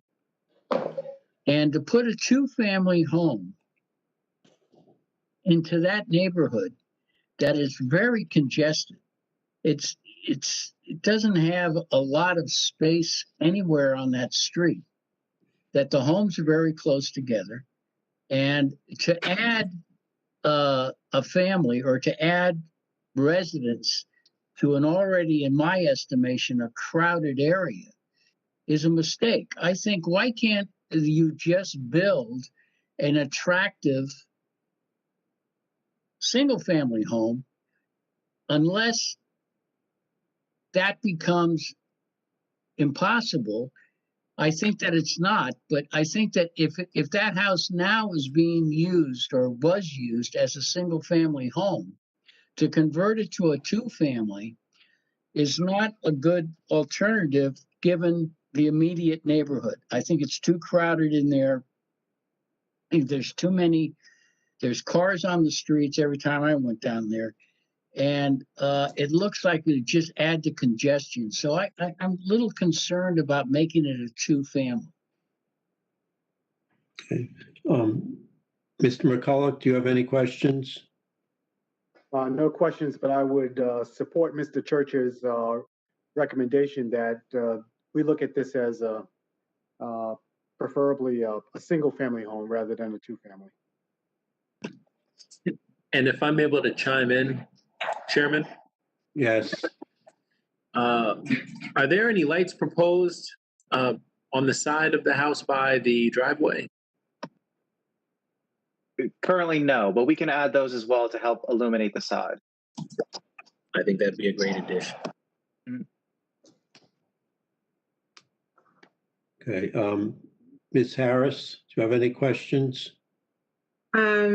Yes, I understand you cut out part of the back of the addition for the AC units, but now that those AC units are very close to the lot line, is there a variance for the AC units as well? Yes, there is. Yes. Okay.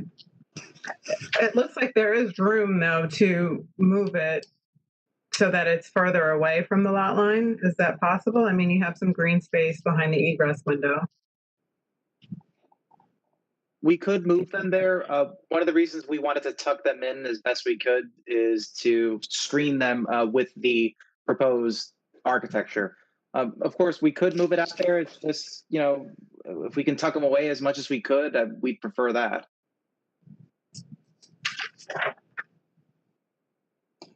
Okay. And then I also, I agree with Mr. Fleischer's comments about that back mass. I think it is very odd looking and it just looks like something's on to the back of this house. And I think it requires further study on how to integrate it better into your design. That's all I have. Mr. Caulfield? No questions at this time. Ms. Gilmer? No questions. Okay, I have a number of questions. I guess, well, let me start with the air conditioning units. I mean, putting them basically adjacent to the property line where the adjacent unit is also right next to the property line. I just don't think that's acceptable at all. And, you know, I think they're going to have to be moved so they're conforming to the 6 feet. I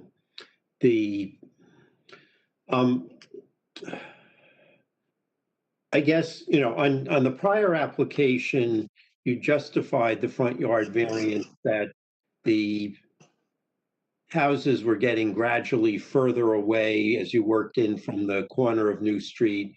And, you know, given that you thought that justified the variance here, you're doing kind of the opposite. You're extending that, you know, addition you're putting on the front is now extending closer to New Street than the adjacent, you know, the house on the north side and the part of the house on the south side that borders it. And, you know, I share Mr. Fleischer's concern. I'm not sure how it fits in. I think, you know, the difference between this and the other houses is those houses were about 3 or 4 feet wider, and what you were adding there it just fit in, looked like it belonged much more than this does. This just looks like something that got stuck on and then is shrinking, having the effect of shrinking the size of the porch.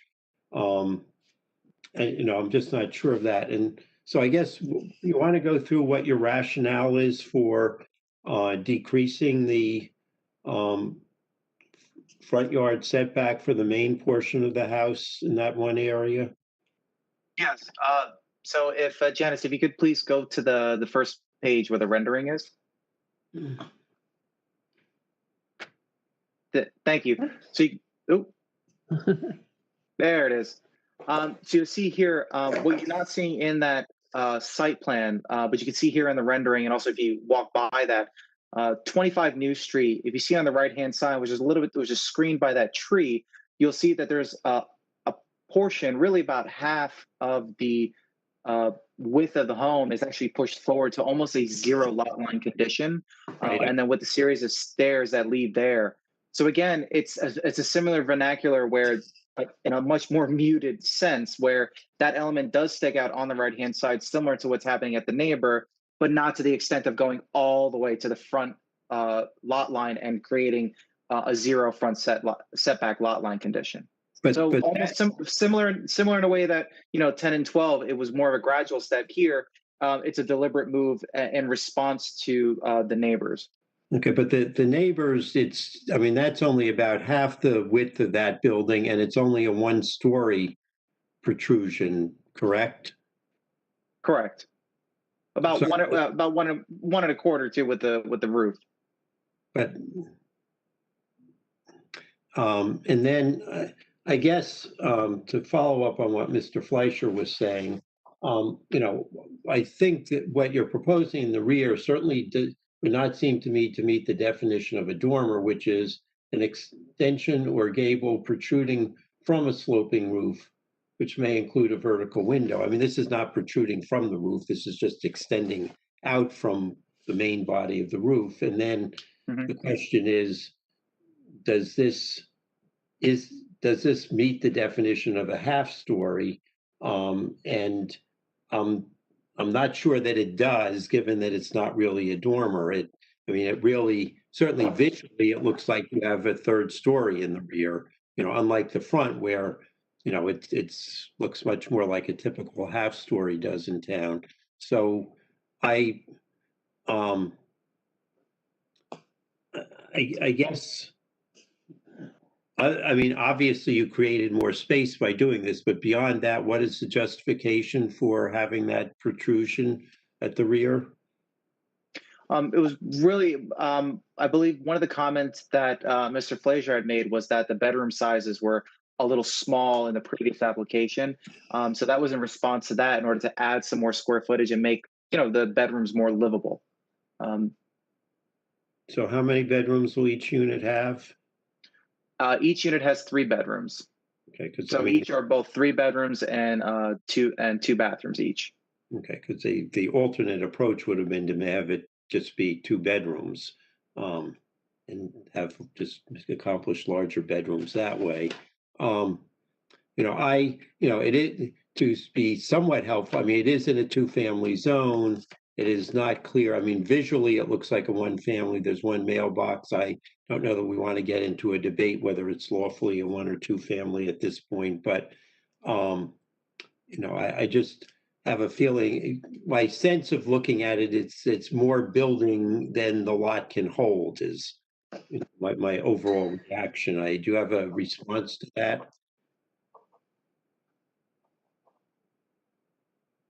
No, again, we try to create that visual interest on that front facade, and we try to push that dormer back as far as we could in order so that its street presence truly looks like a 2.5 story home. Okay, Mr. Viteri, are you going to have any other witnesses? No, Mr. Chairman, we do not have any other witnesses. I may just ask the applicant to get sworn in just so we can, and I agree, I don't think we need to have a protracted debate about the 2-family, but I believe she does have something to say about that. She did purchase it as a 2-family, and but as you mentioned, it isn't a 2-family zone. You know, where I'd like to see this go is I'd like to hear a little bit more of comments of the board, and I think that, you know, we can caucus and come back. We do have some other applications coming in, so it wouldn't be a tremendous hardship for us to try to make to see if we can make some of these improvements. But I would like to finish up with the architect, and then we can swear in Ms. Dolgan. Okay, so are there any members of the public who have questions for the architect?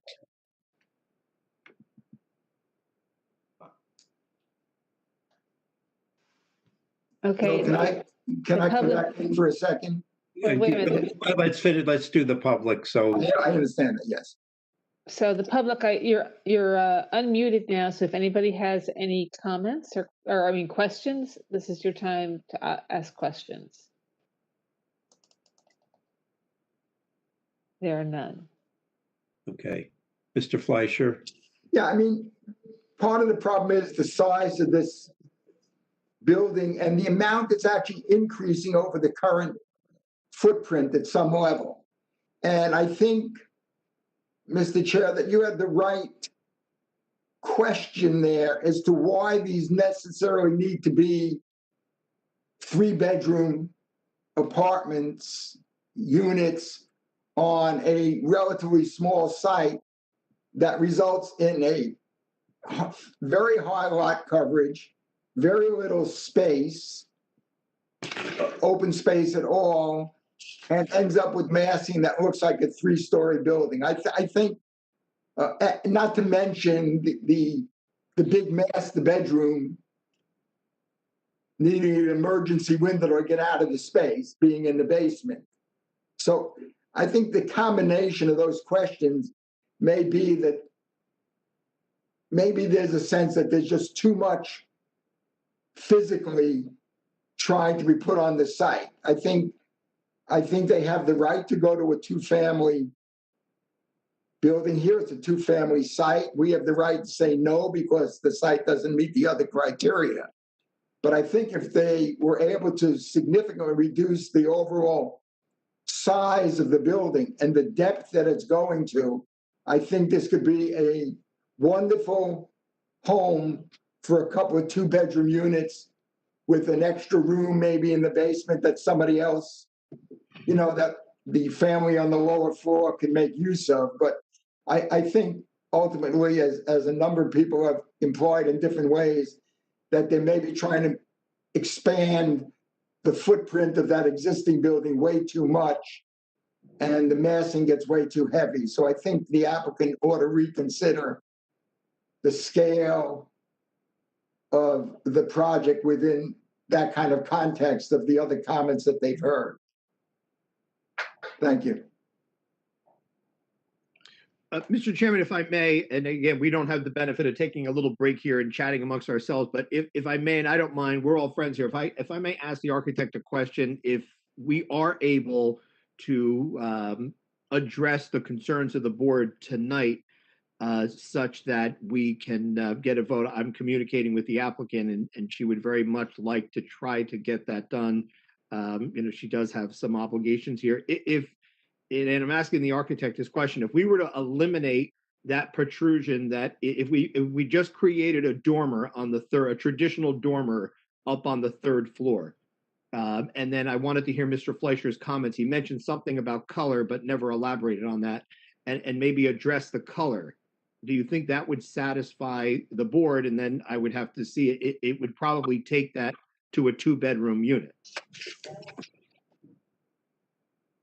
So, Adam, would you be able to do that? And then I would like to hear from the board about their opinion on color.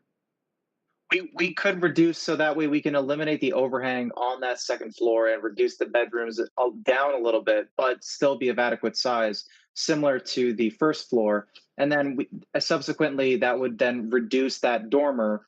And I would actually turn it into more of a dormer that would come off the roof in the attic space. And again, that could either be reduced down to just have an additional, maybe small home office or sitting room, as opposed to a third bedroom. Can you show it on the plan specifically? So what would the impact of that be to the floor plan if you're eliminating? Thank you, Janice, for going to the second floor and attic floor plan. So on the second floor plan, you see on the eastern side of the facade of the exterior wall where it bumps out at the two bedrooms. We would just reduce that down so that way that eastern wall would be continuous all the way through, similar to the floor below. And then at the attic floor plan, again, we would reduce the master bedroom to be just smaller in scale and in scope, with a smaller dormer just to include a sitting room. And that unit would then be just a two-bedroom unit, with the two bedrooms being on the second floor and the attic floor being a small home office or kind of a sitting room space with a properly reduced size dormer. That would be a true dormer then, similar to others in that neighborhood, not dragging it down to the second floor. Correct. We would eliminate the one on the second floor and put a smaller dormer to that finished attic space. I mean, that I'm communicating with the applicant. That would work if perhaps we can leave that as a condition of approval on the architectural appearance of it. By agreeing now tonight to eliminate that protrusion on the second floor and just have a dormer on the third floor, and then we can speak about color also. What's the length of that protrusion? I don't think it's noted on the plans. Let's see. Adam, what is that? Yeah, so the length of the protrusion is the depth of both that second and third bedroom. I can't read it directly from here, but I do have the drawings open on my screen as well. So that protrusion is 20 feet long. Oh, but what's the bump out? What's the length of the bump out? Because that would bring the room. 2 feet. 2 feet? 2 feet, yes. Okay. So we would reduce that bedroom 3 down from 11'4" down to 9'4" by 10.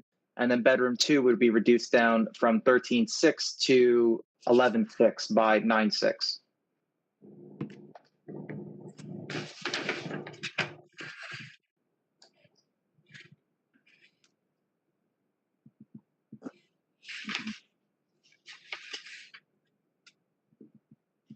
May I speak, Bill? Yes. My concern is, I think we need to see it. I don't think it's, because I'm not sure how the plans work. Are you saying the only 2 bedrooms would be the ones on this floor? In which case you don't, in which case you don't really have the equivalent of a master for this particular unit. It's easy enough to say sure, but I think you have an obligation to your client, and obviously the client wants to get it done, but to really think it through and draw it out to make sure it actually works and meets the applicant's needs. I'm not comfortable just saying, sure, go ahead, based on a verbal sort of description, essentially a verbal description from the attorney about what the architect might be able to do. I think it has to be looked at. My reaction is it ought to be looked at. I'd be pretty uncomfortable just we can continue other discussions on color or anything else, but I think someone has to look at the plan before they just commit to knocking it off and saying it doesn't exist at all. And it's your call because you're the applicant, so that's your decision, but I'm not comfortable just hearing it verbally described by the attorney essentially as what could be done. With your comments, yes, but I understand that. Well, Mr. Fraser, too, if we go to the floor below, so Janice, if you can go to the 3rd page, you'll see that the layouts are identical, with the difference being that the first floor does not show that bump out. So you can see there on the right-hand side how the bedrooms are laid out. So that layout does work, and we can mimic that on the floor above by eliminating that 2-foot overhang. So in that regard, I think I have no problem with that. The fact of the matter is, though, in that first unit, your master is in the basement altogether. So the fact that you're showing me 2 smaller bedrooms and saying that's going to be sufficient for your clients, and that there's no master bedroom suite without looking it through, this is your call. Is it possible to put 2 bedrooms there? Yes. Is it possible to put 2 bedrooms, one of which will have an ensuite bath? I'm not so sure. So if you guys want to commit to something today without looking at it, I think you're making a mistake, but that's your call.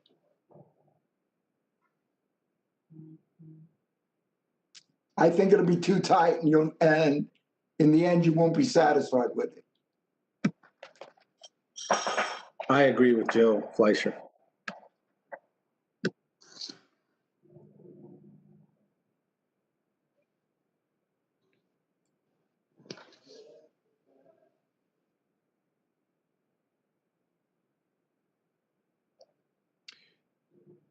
Okay, I'm just communicating with the applicant.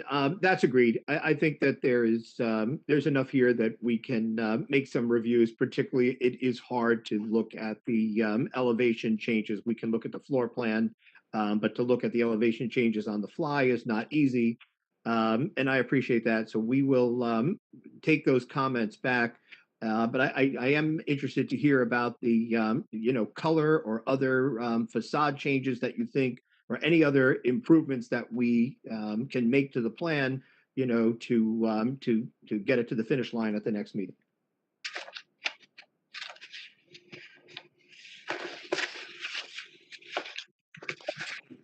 I just don't like seeing it as one of triplets, I guess. And I think that the same dark board and the exact same approach, and it's not even really the same, because in the other buildings, that element was a standalone set of an element. Here it's a combination of an element, an awning, a door, a window. It's not the same, and I think it looks too heavy in this case. All the dark together collectively looks too heavy, and I know those materials come in other colors, so I'm not going to tell someone, what to do per se. I'm just saying right now, it doesn't have the same quality as the other one did, even though it's reusing the same element, because it's being reused in a very, very different way. And it's interrupted by the awning, and it's interrupted by the porch, and it's interrupted by the door. It's just being used differently, and I think it can be done better, and I think this architect has the skill to do it. So I'm gonna leave it at that without taking the comment further. I think if you're putting in this stucco, you ought to show the joinery or something that begins to break up the scale a bit. But that's, again, the decision of the architect. There is some joinery there.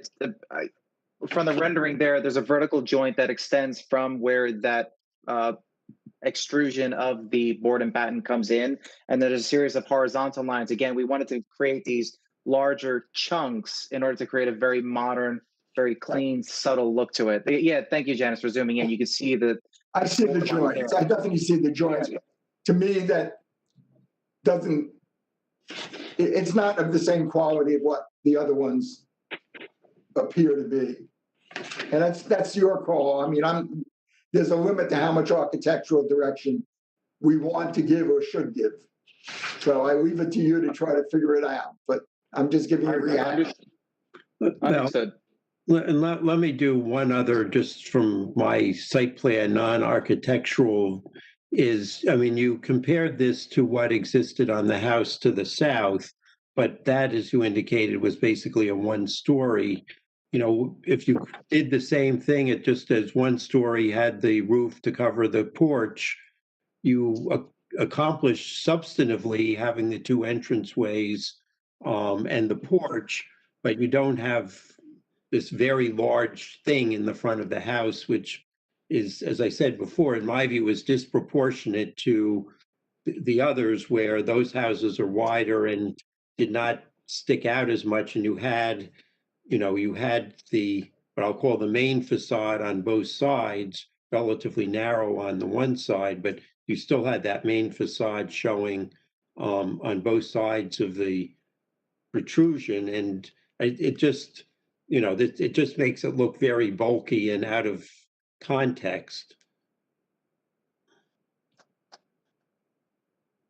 Mr. Chairman, do you think the front porch needs to be reduced to just, in your opinion? I have no problem with the porch. I have a problem with the structure behind the porch. Janice, can you just call that up one moment, please? Okay.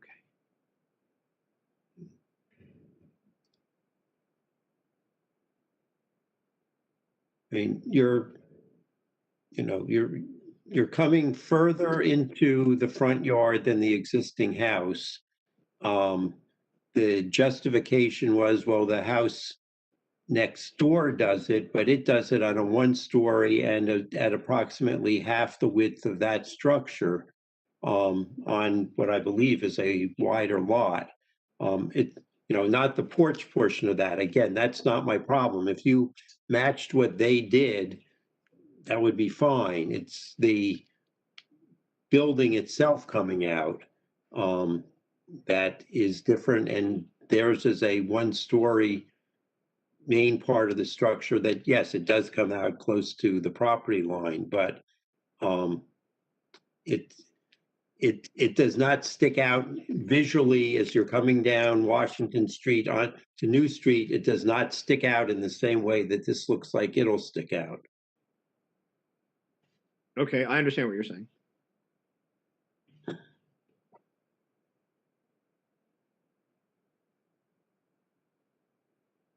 All right, if there are any other comments that we can take back from other board members?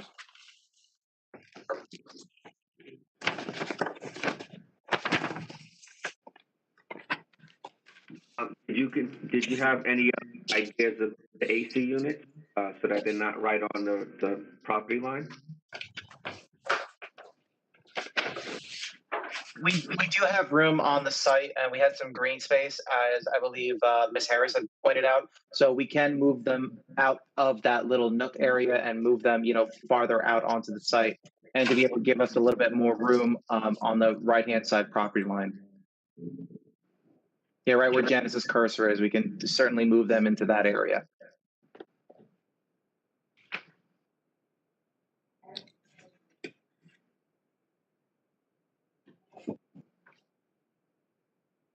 Okay, so Mr. Viteri, are you in agreement that we'll continue this until our, I just had the date and I lost it, January 20th meeting? I think I did that. Yes, Mr. Chairman. And Mr. Viteri, you'll grant us an extension of time through that date? Yes, I will, Mr. Sullivan. Okay, so for members of the public, this matter is being continued to our meeting on January 20th. Presumably that'll be another virtual meeting. There will be no further notice given, so please note on your whatever form of calendar you use that this is being continued to that meeting. Okay. And Janice, the login information will be available on the municipal website, correct? That's correct. Thank you. So we will not need any further notice. Correct. Okay. So I think we should take a break because I have to continue being recused on the next application. I want to wish everyone happy holidays and a hopefully much happier new year than this year was, and wish you all the very best, and I'll see you in January. Same to you, Bill. Bye, Bill. Thank you, Bill. Thank you. So we'll take how about a 10-minute break, returning at 20 minutes before the hour of 10 for the next application. Janice, I assume the next applicant is ready to go? Yes, they are. Okay, They're here. great. So we'll take the break. Thank you.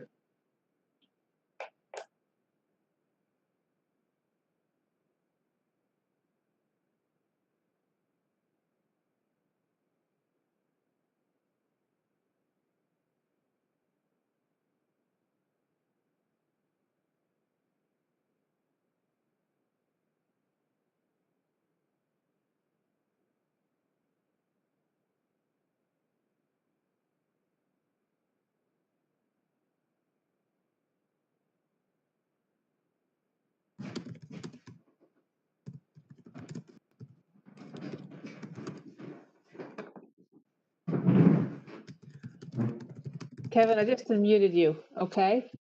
Okay. So when we start your application, I can't make you a panelist. Something about your connections stopping me from doing that, but I will just unmute you. I already made Paul a panelist, so if he's going to speak, he's there. Okay, he is. When I was in front of the DRC, I was able to be a panelist. Do you know, there's two different links I've used. You sent me one today that had like a panelist login, but the password you sent me wouldn't work for the panelist login. So I had to go through the regular link that's on the website. Yeah, as most attendees, I can change their role, but for some reason, I can't change your role. So, but I can unmute you, so you'll be able to speak. We just won't be able to see your face. Okay. Okay? Yeah. All right. I'm going to mute you for now, though. All right. All right. Bye-bye.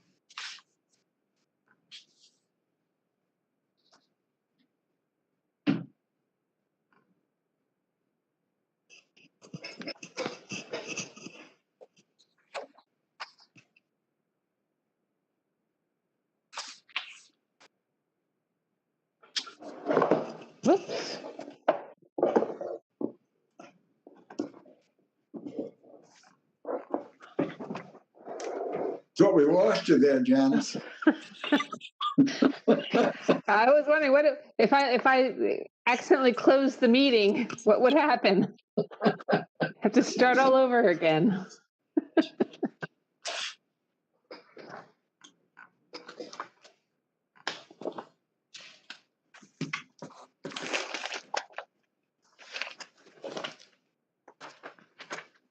Do we ever come back?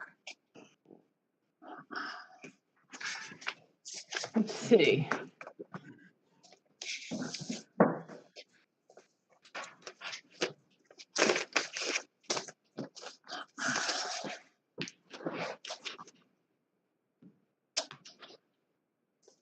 Looks like we're back. Okay, I think we're ready then.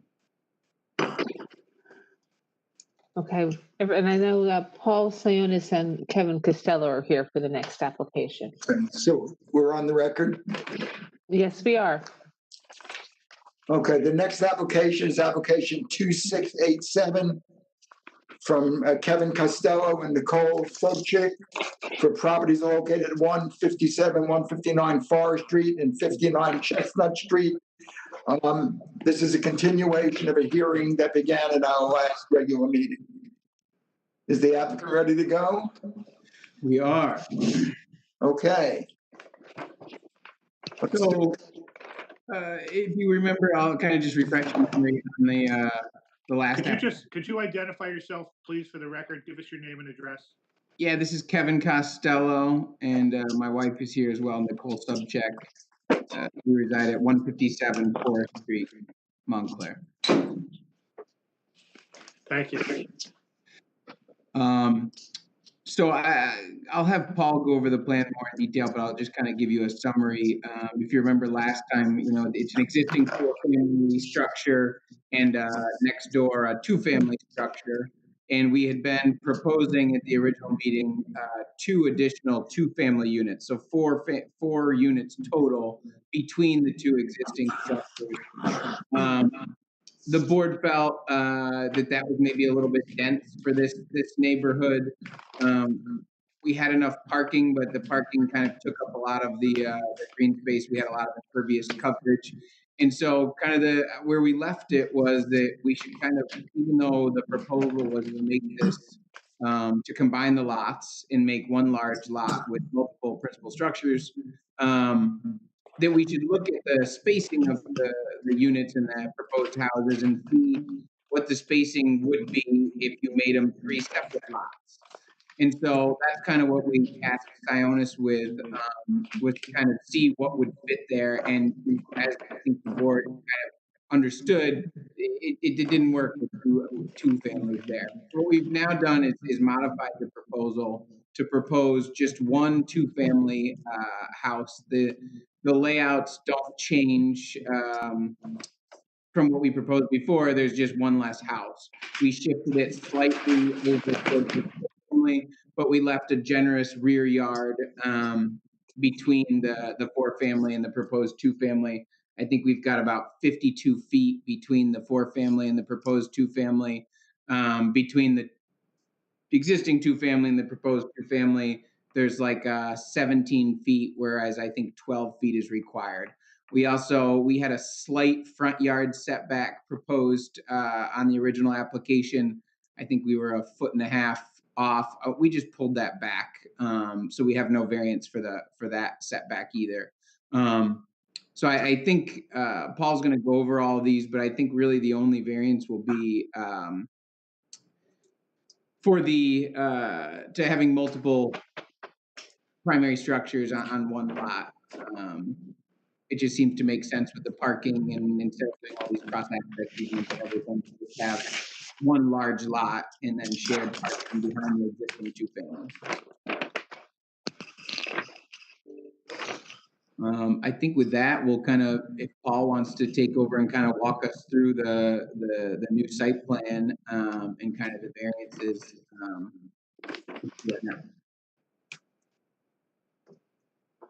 Mr. Sionis, would you raise your right hand? Do you swear to tell the truth in the matter pending before the board? I do. State your name and address. My name is Paul Sionis. My address is 8 Hillside Avenue, Montclair, New Jersey.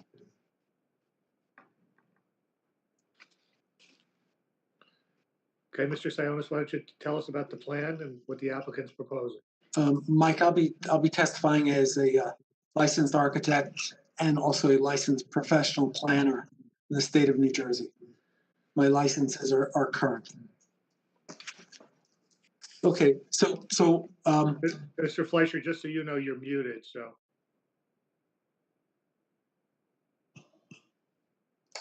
Sorry, we've accepted Mr. Sionis in both disciplines previously, so that's fine. all right, thank you. Kevin and his wife appeared at the last meeting. So Kevin asked me to come to this meeting and provide the planning testimony and to walk through some of the changes and address what variances are required. So slide number 1. This is a aerial view from Google Earth. It shows 157, 159 Forest Street.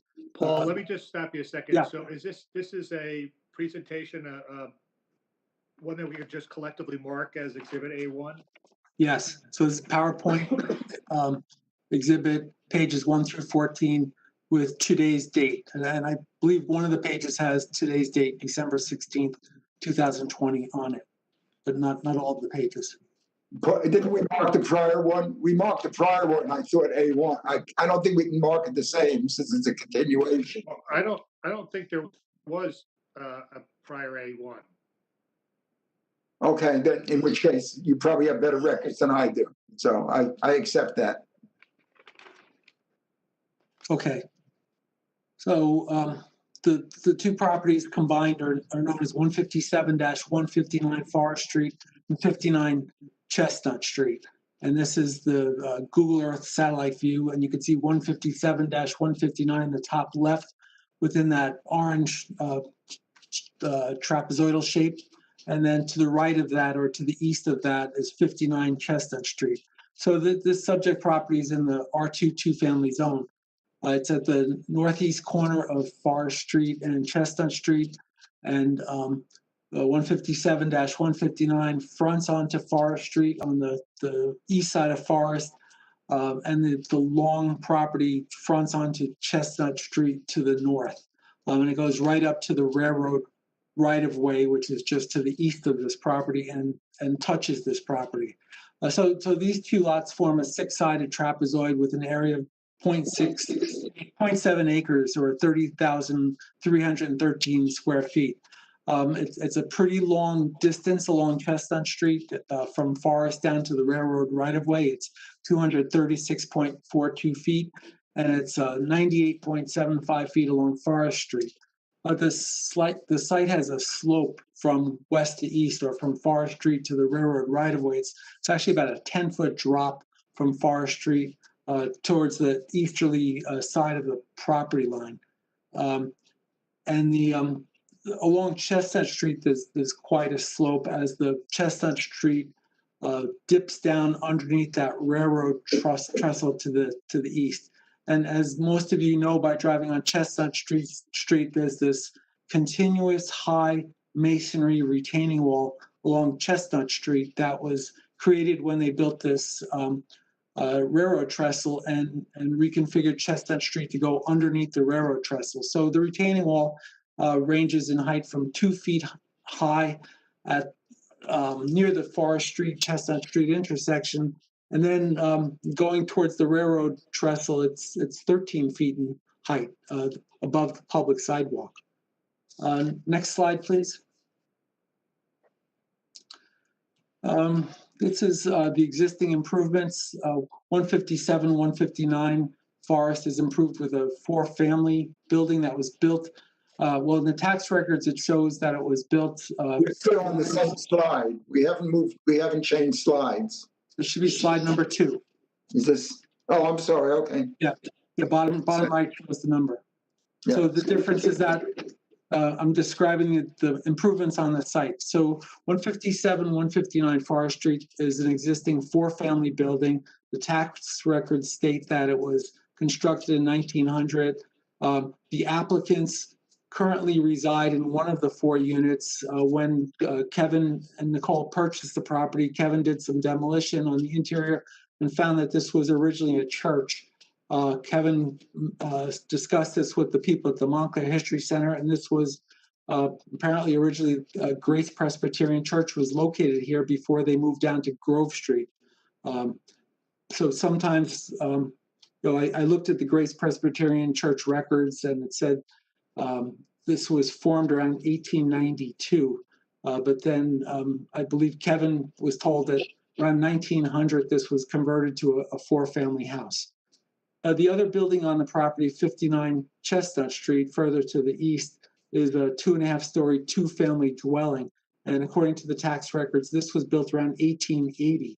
And if you've driven on Chestnut Street, there's a existing garage that fronts onto Chestnut Street, just above where I have the white letters and the cursor is. So there's an existing below-grade garage that's built into that retaining wall along Chestnut Street. And then the area between the lot that 59 Chestnut Street is and the railroad right-of-way is completely wooded. So between the easterly wall of 59 Chestnut Street and the railroad right-of-way, it's wooded and undeveloped. Next slide, please, number 3. This is to describe the surrounding area. Directly to the south of the subject property is 151 Forest Street. And I believe we came before the zoning board several years ago. This was historically a commercial contractor's yard and building with offices, contractor storage, and even auto repair that was within the building. The building was completely transformed in the past few years into a modern, attractive office space. The site was improved, the facade was improved, there's landscaping where there never was. To the east, there's the Montclair-Boughton Railroad right-of-way. And as I said, the land between the subject property and the right-of-way is wooded. To the west of this property, across the street on Forest Street, is the Montclair Co-op School, which is at the corner of Forest and Chestnut. And then to the north, on the other side of Chestnut Street, are several buildings, beginning with Ruthie's Pizza and Barbecue Restaurant, where the cursor is. And then there's 4 separate residential buildings between Ruthie's to the west and the railroad right-of-way to the east. And based on counting mailboxes and doorbells, these appear to be one family dwelling, and then two two-family dwellings and a 3-family dwelling. Janice, slide number 4, please. We're up to 4. Next slide, please. This is the site. So the proposal is, as Kevin mentioned, is to combine the existing lots into one lot. The existing 4-family dwelling to the west side of this property, and the existing 2-family dwelling on the east side, and the existing below-grade garage are to remain. And the proposal is to build 1 new 2-family house just to the west of the existing 2-family house. So there's an existing paved parking area in the vicinity of that proposed 2-family house. That paved parking area is not striped, but the tenants currently park in that paved parking area. So the proposal is to remove that paved parking lot in the center of the site, improve the existing driveway along the south side of this property, and create on-site parking for 16 parking stalls, of which 5 of them will be parallel stalls. So the proposal is there's an existing driveway along the south side. There's an existing curb cut from Forest Street into this driveway. However, the driveway will be improved to be an 18-foot wide driveway. There'll be 5 parallel spaces on the north side of this driveway. And then at the southeast corner of the lot, just where the cursor is, an additional 11 parking spaces are proposed, and they're proposed all to be 90-degree parking spaces.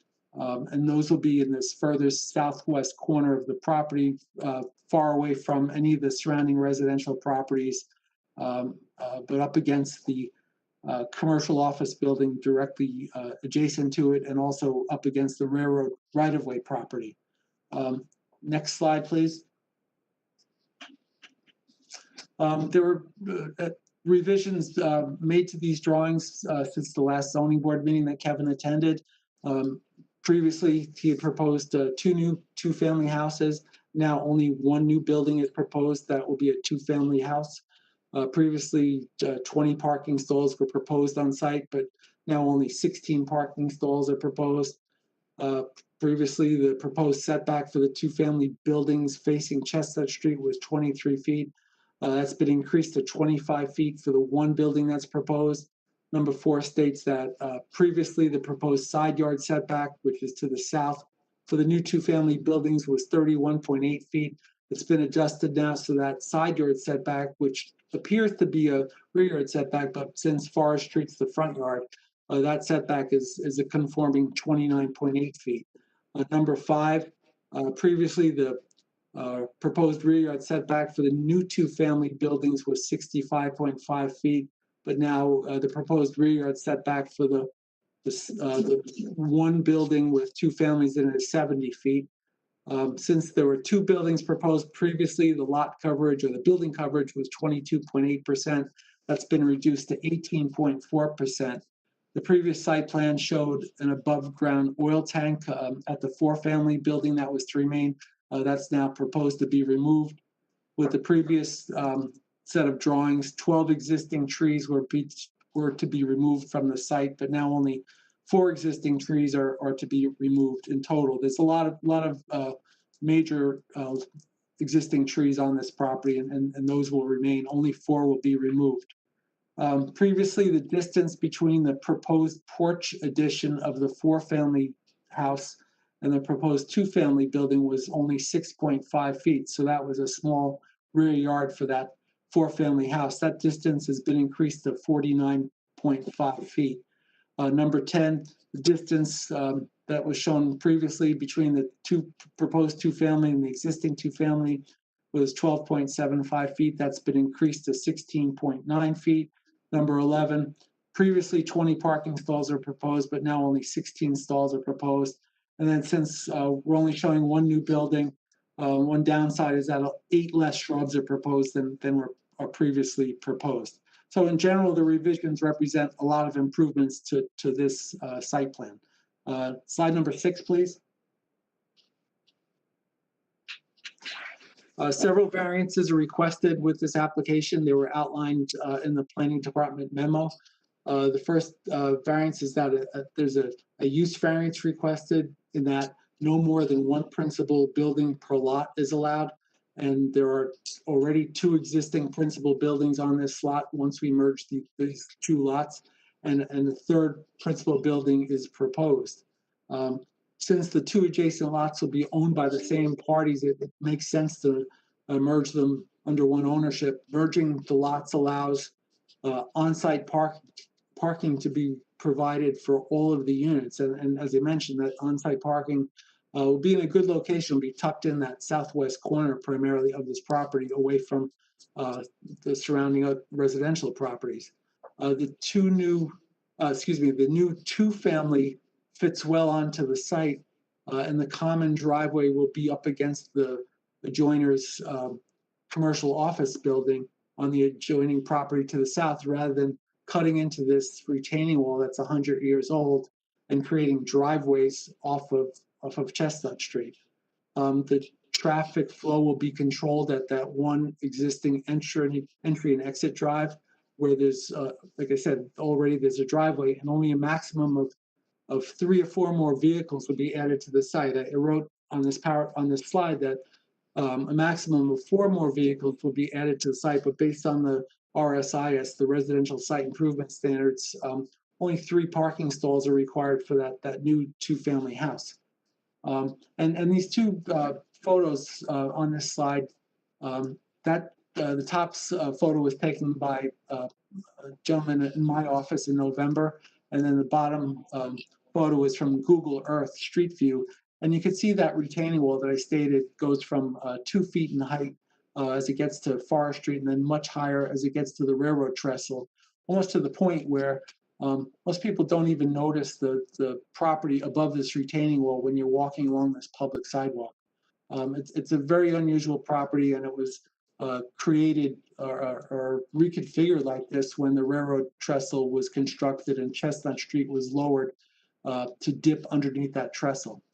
Slide number 7, please. Kevin stated that last month there was a discussion, what if 3 lots were created? So this diagram, the purpose of this diagram is just to show that if 3 lots were created, there's pretty good space between the buildings. We're not proposing 3 lots, we're proposing to merge the 2 existing lots into one. But even if it was 3 lots, the setbacks between the lot lines or the side yard setbacks meet or exceed the requirements of the zoning. Slide number 8, please. Slide number 8 is a continuation of the requested variances. So second variance that's requested is to allow 2 family dwellings and 1 4-family dwelling on this lot. So the variance request for 2 2-family dwellings and the 1 existing 4-family. So the use is not permitted in the R2 zone. The 4-family building is an existing non-conforming building. As I said, we think it was converted from the church to the 4-family building in around 1900. The 2-family building at the east side of the lot is also existing. As I stated before, it was built around 1880. So that's existing and that will remain. But only we're proposing 1 new 2-family building for the large open space between these 2 existing buildings. And as I implied, it's an unusual, almost strange property because of how Chestnut Street dips down below the railroad trestle. This property sits high up above Chestnut Street with the retaining wall above the Chestnut Street public sidewalk, as you can see from this photo. In front of where we're proposing to place the new 2-family building, the wall ranges in height from 7 feet to 8 feet above the sidewalk. So that's just in front of where the new 2-family building is proposed. So people walking along this public sidewalk likely would not have a full-on view of the proposed 2-family building. They would see it from across the street on the north side of Chestnut, but not when you're walking along this public sidewalk. And then the lower image on the right side of this slide is from the Montclair tax map. And so that shows where the bottom part of that tax map is the subject property, the 2 lots that are to be merged into one. So that's on the south side of Chestnut Street. But on the north side of Chestnut Street, there's five properties with 5 separate buildings. Starting, as I said, with Ruthie's Restaurant on the west side, and then there's 4 additional dwellings. One a single family dwelling directly next to Ruthie's. There's a 3-family dwelling, and then 2 2-family dwellings.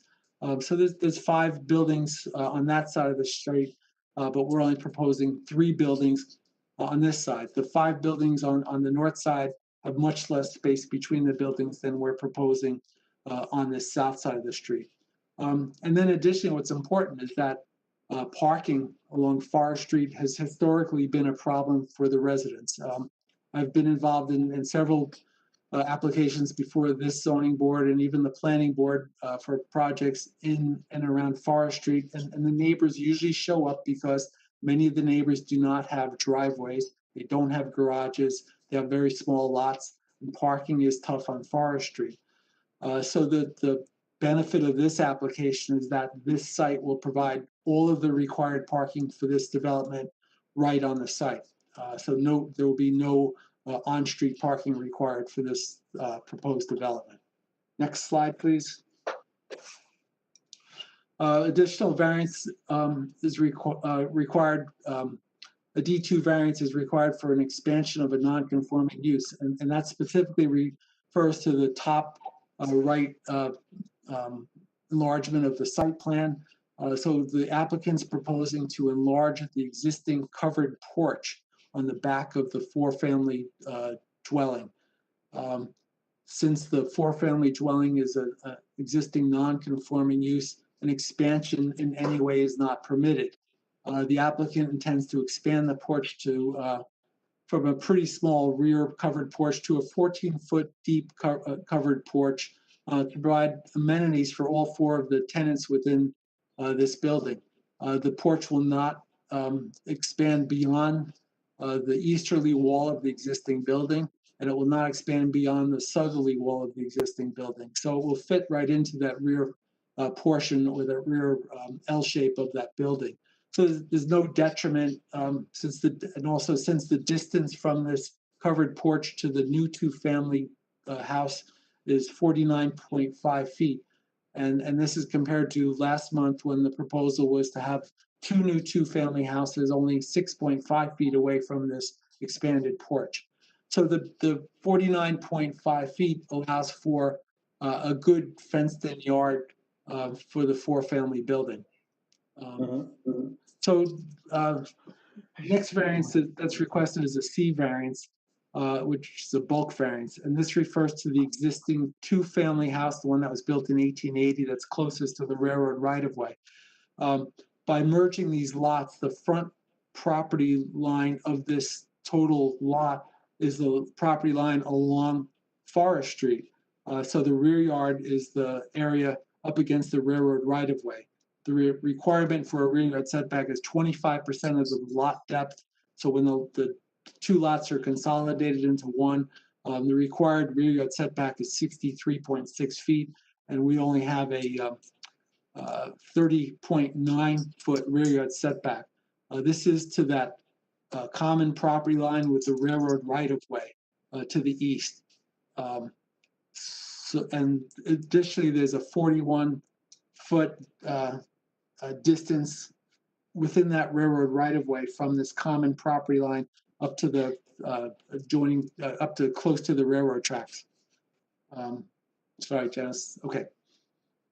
So this deficient rear yard setback has no detrimental effect to anyone because it's up against the railroad right-of-way, and it's the setback, the detriment or the deficient right-of-way. Excuse me. The deficient setback is created by merging these lots and the fact that Forest Street lot line will now be the front yard. So 30.9 feet is the existing distance from that two-family building to the lot line. That's not going to change, but since the lots are merged, the rear yard setback that's required is actually 63.6. But as they stated, there's another 41 feet of wooded area from this property line to the railroad tracks. Okay, next slide, please, number 10. The other variance that's requested is for the size of the parking stalls.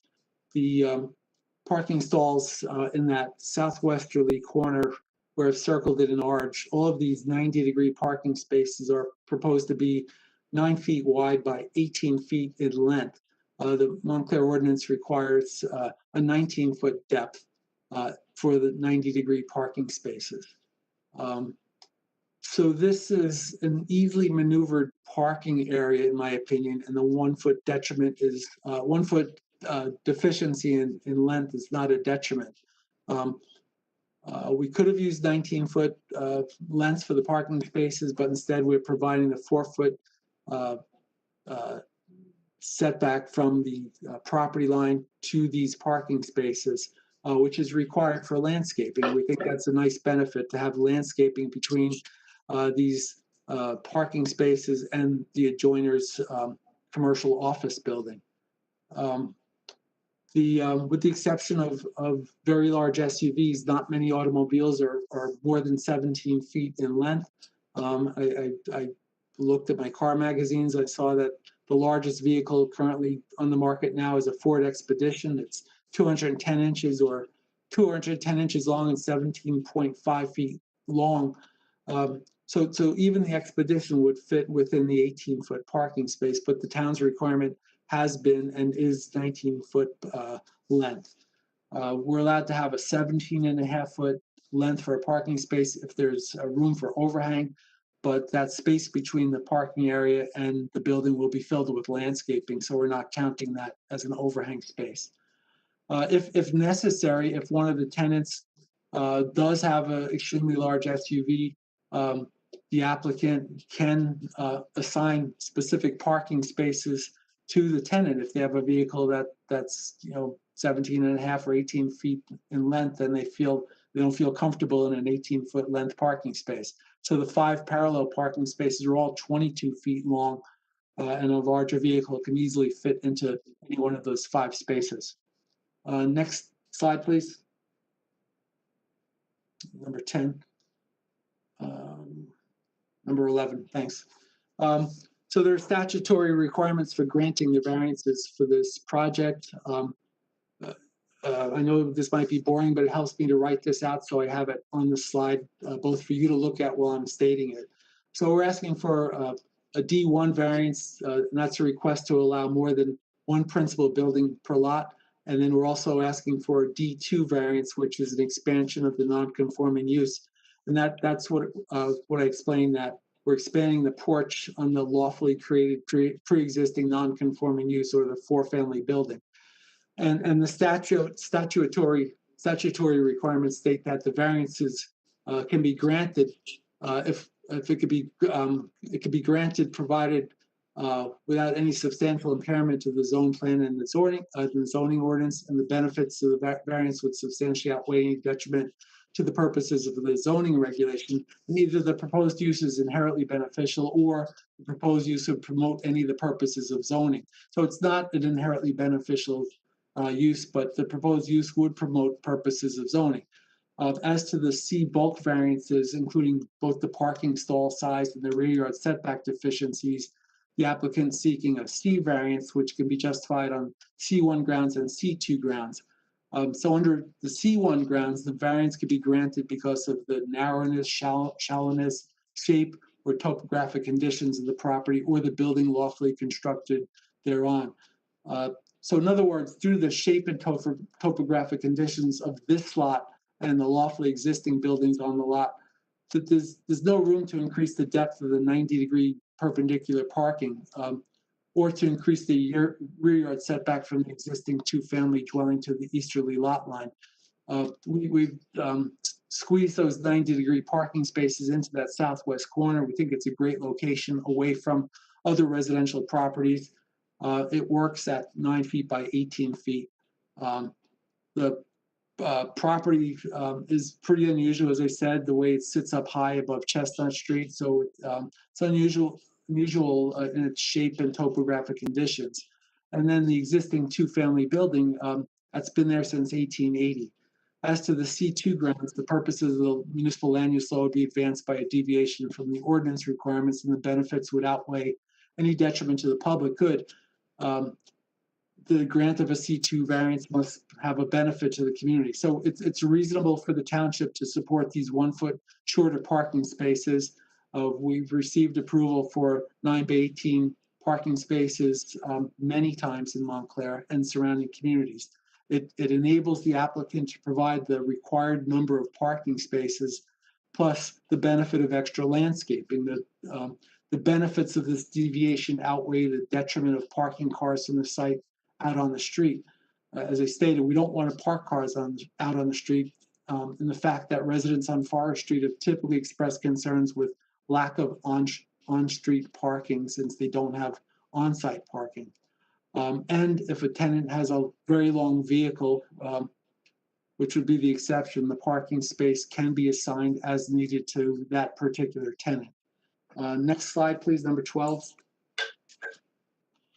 There are special criteria, includes positive and negative criteria. So as far as the positive criteria, there are special reasons for granting of this D variances, since the project carries out several purposes of zoning. And that's purpose A, which is to encourage municipal action to guide the appropriate use or development of all lands in the state in a manner which will promote the public health, safety, morals, and general welfare. The new 2-family unit fits in well on the site, with plenty of space separating it from the 2 existing buildings. It'll have a good interior layout that's typical of today's more modern buildings. They're 2-bedroom units with an open kitchen, living, dining area. Their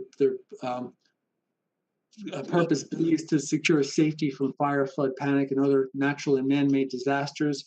The dwelling units, based on the fact that they'll be brand new, will have to comply with current building code standards, which will make them safe. Purpose C is to provide adequate light, air, and open space. These are good-sized units. They're 1,500 square foot, 2-bedroom units with plenty of windows, in addition to plenty of open space surrounding the building with fenced-in exterior yards. This is much better than what the previous proposal anticipated. Purpose I is to provide a desirable visual environment. The large asphalt paved area in the center of the property is to be eliminated, and all on-site parking will be placed on the south side of the property, closer to the adjacent existing commercial office building. And then the containers for recycling and trash will each be enclosed. The general welfare served, the proposed use fits very well within the site. A nice new building will be created in an area that currently has asphalt paving. The applicant's providing the required amount of off-street parking for all 8 units on the site, plus 1 extra. 15 spaces are required, 16 are proposed. New planting areas will be installed on the site. All of the plants will be native to New Jersey, with a known benefit of being more suitable to this environment. They require less water, no fertilizers, they're non-invasive, and they'll provide shelter and food for certain wildlife and pollinators. So all of the landscaping that's proposed are plants that are native to northern New Jersey. Also, this is a very unusual property, as I've repeated, that's fairly large for the neighborhood. It was partially created, and the shape and topography was dictated by the Montclair-Boonton Railroad right-of-way when Chestnut Street was lowered in order to build the railroad trestle above and the large retaining walls created at the front of the property. The new landscaping will create a positive impact in the neighborhood. Slide 13, please.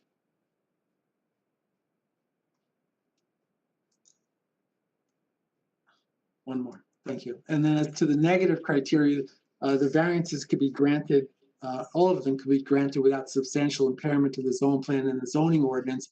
And the benefits would substantially outweigh any detriment to the purpose of the zoning regulation.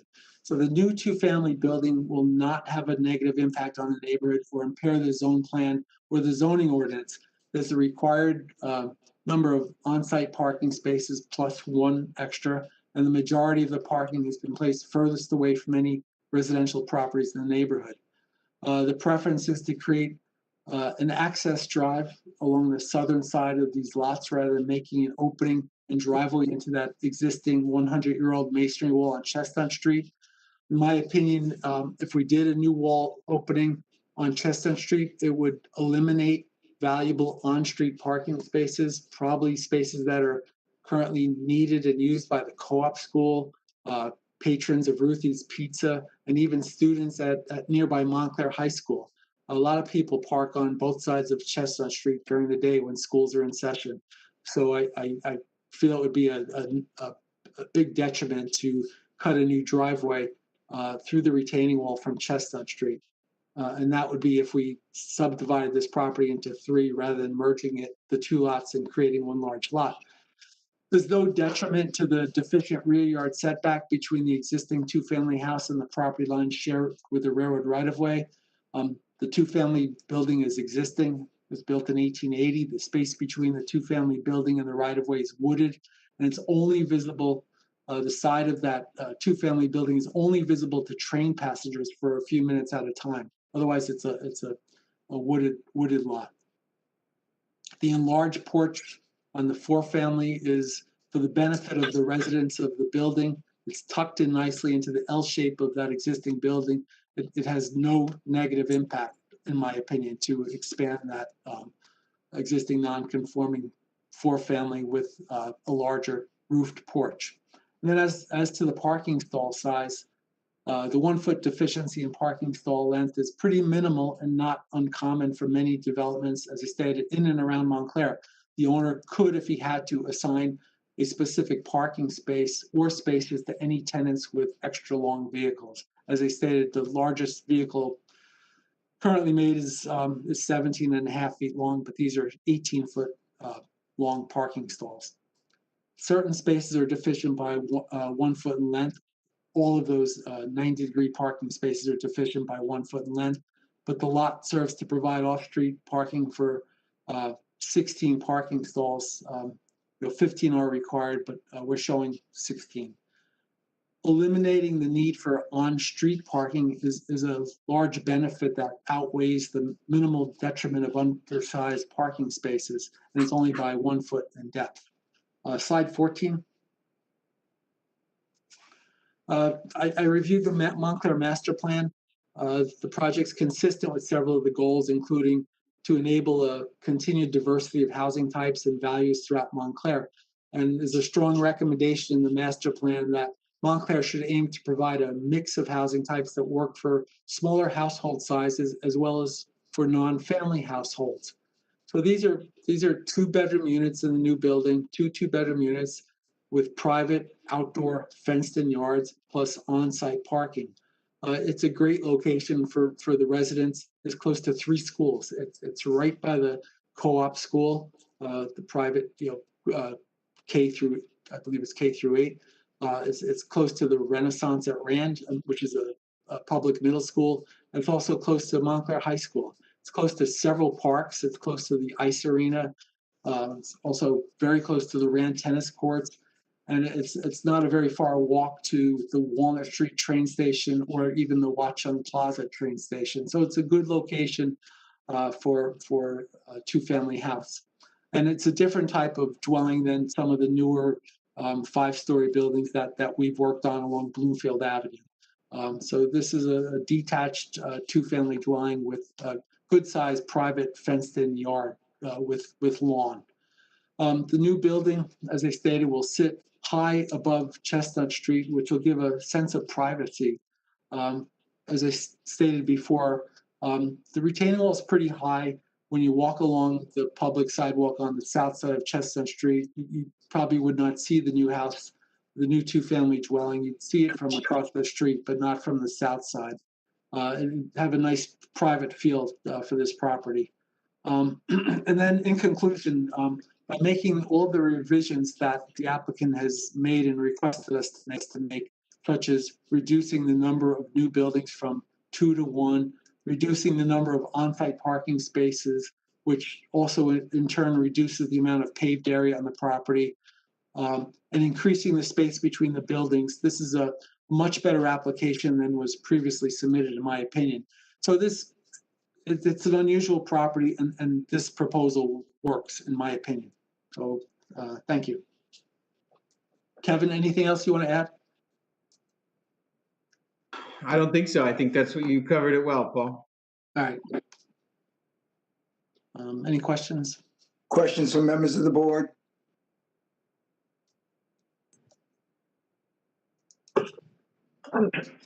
Can Paul or Kevin, are you able to explain again, I'm sorry, the thinking behind consolidating these lots as opposed to subdividing one or both of them? It mostly just came down to parking. I could certainly do it either way, but the parking for the entire property would be located on just, if we made it into 3 lots, would be all on 1 lot.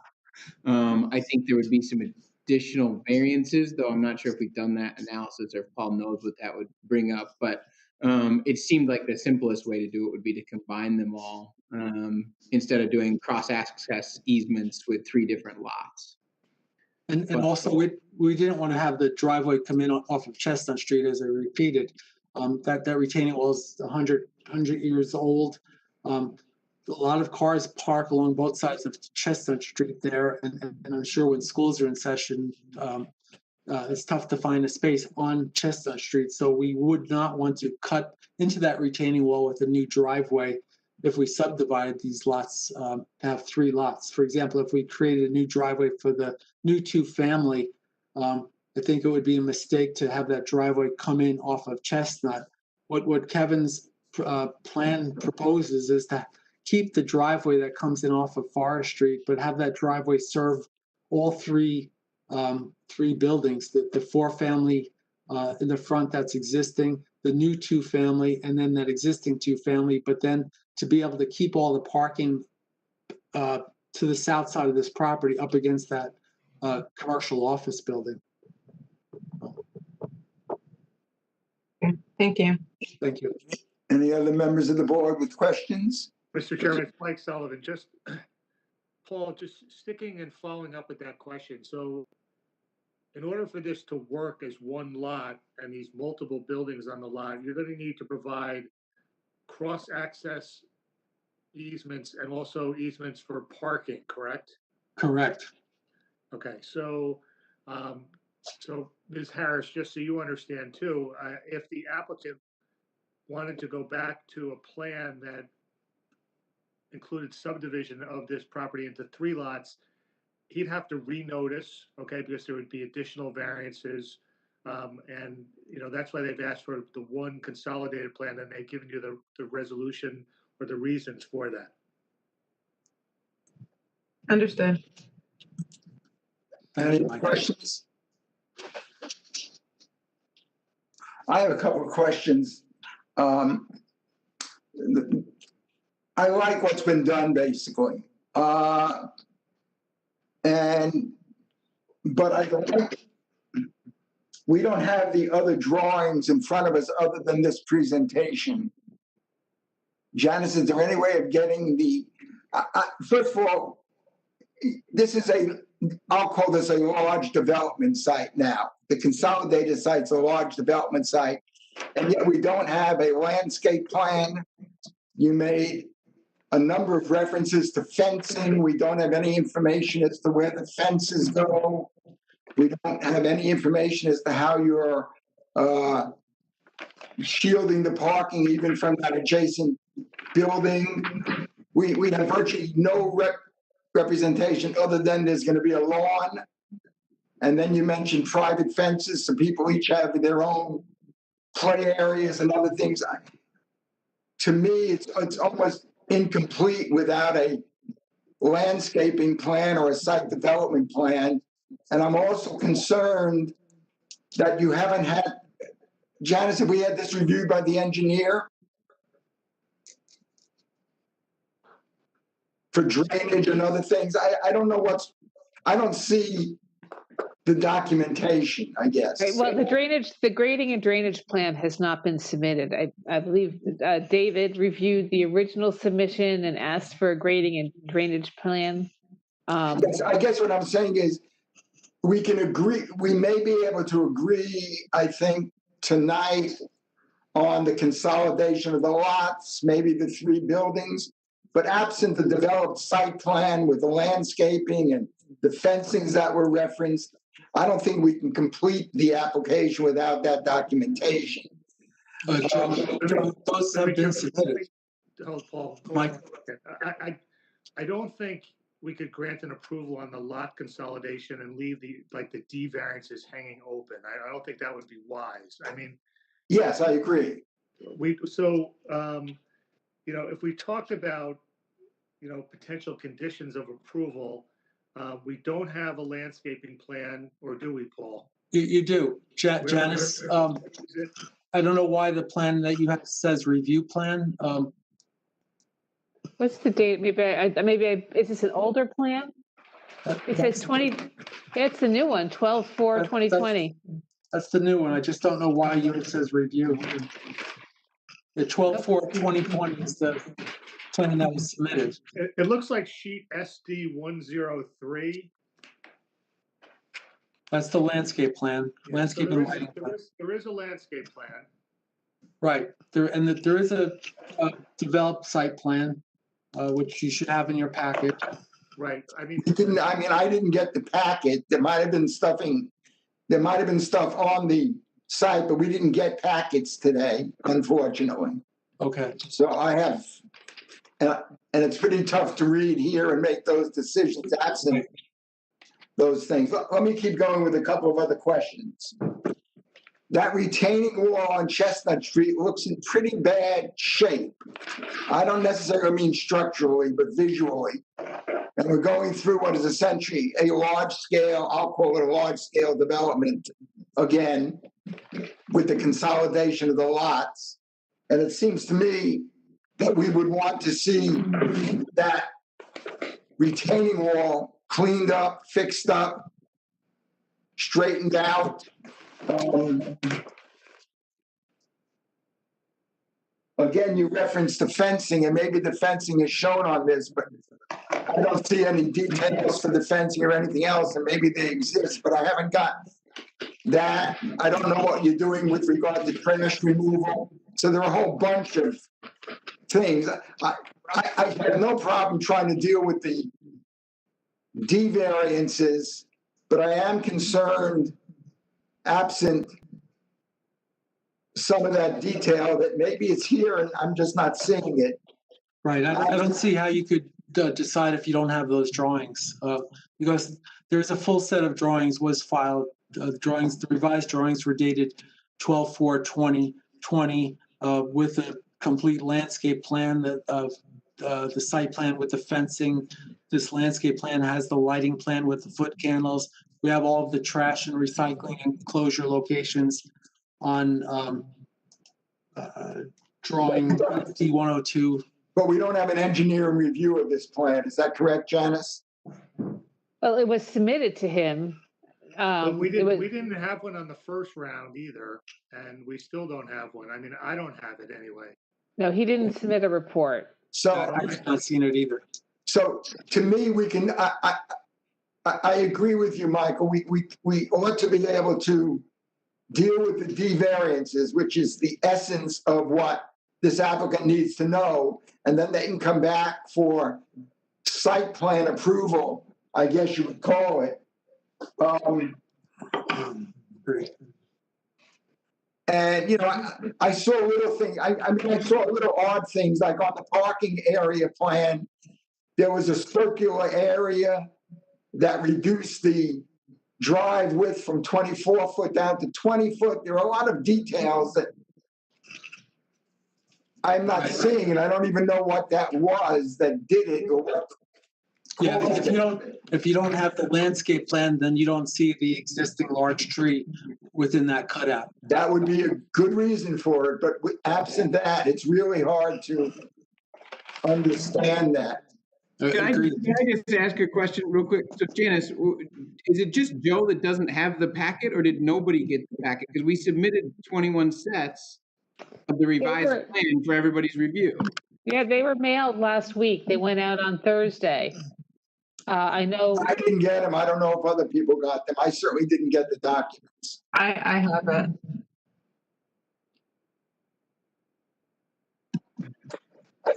I don't. Well, just for the benefit of the applicant, even though those plans may not have been received by some of the board members, I think the fact that we don't have the board's consulting engineer report is significant. I mean, one of the problems I have is we're saying it's a consolidated site, but then I sort of started hearing about the fences that were going in. And I don't know where the fences are, why the fences are needed if it's a consolidated site, why the lawn isn't part of the development space available to other people who live there.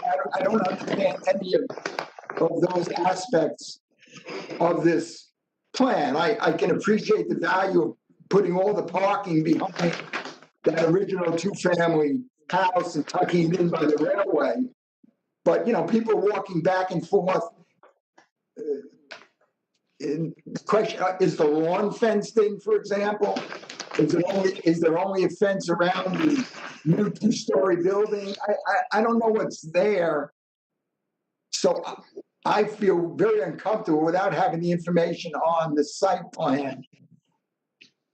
Yeah, if you haven't seen it. Wonder why the fences, and almost wonder why the fences are needed as if this was literally 4 lots, because a quick look at what you're showing me now even shows there's a fence between the lawn areas of the two houses that are really one structure.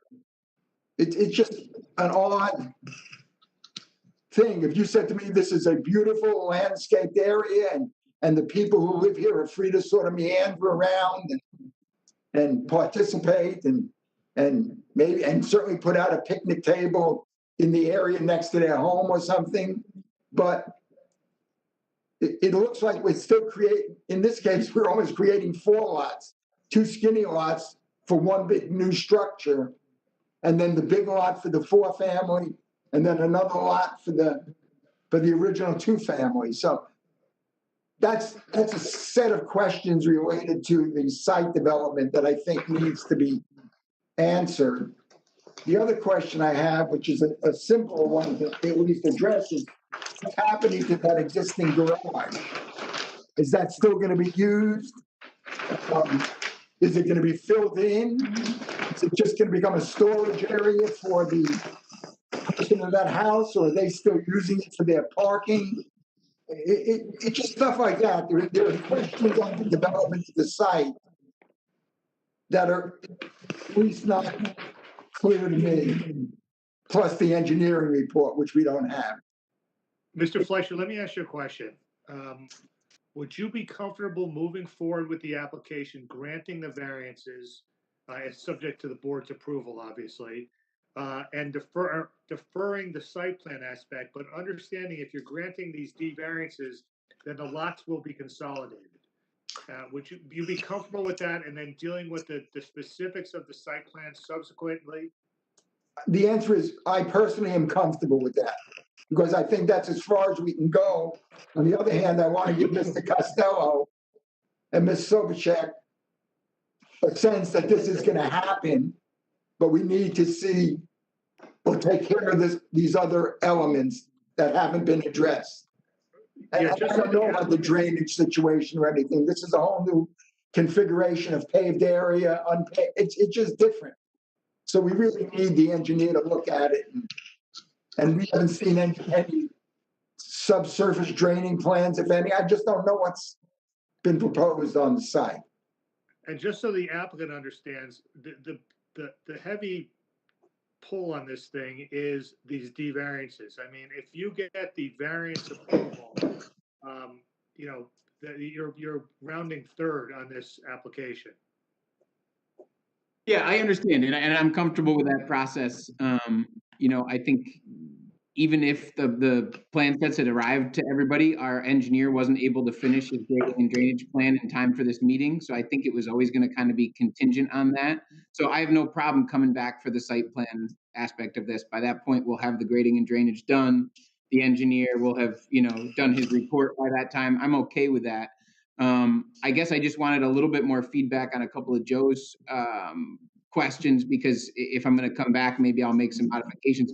Our idea, and you know, through Willow Street Partners and working for Mr. Plofker, I've developed a lot of multifamily around Montclair and Glen Ridge. We always try to provide some kind of more private lawn areas, even in any multifamily development, even if it's just a postage stamp yard, because people like to put a table out and a grill and kind of have a semi-private area. These aren't, you know, they don't have to be big, tall, 6-foot fences, but just to have a defined area that's actually yours, and you can leave out, you know, a table and chairs and a lawn chair or something that's yours, and not worry about, you know, other people using it or other people hanging out in your backyard or whatever.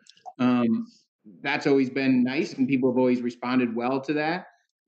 You know, I'm not going to let it hold up an application if anybody feels real strongly about it, but let's give you my concern. My concern is, if there are kids in a couple of these 2-family houses and they go running on the lawn, is that going to create problems? And if it isn't, I'm talking about the big lawn behind the 4-unit building. Once you consolidate it, in essence, create a singular development, I'd like you to at least think about the notion of it having more limited areas that are restricted to individual homes, but not fences that almost look like property line fences. And that's what I'm seeing on the drawing. Yeah, and I think we could accomplish that. You know, the kind of long fence you're talking about between the existing 4-family and the proposed 2-family, that could just enclose that little tiny, you know, square lawn closest to Chestnut without running the whole length of that. That's the kind of thing I'm talking about. Yeah. Obviously, you will need to be selling these or you know, whatever you're going to do with them.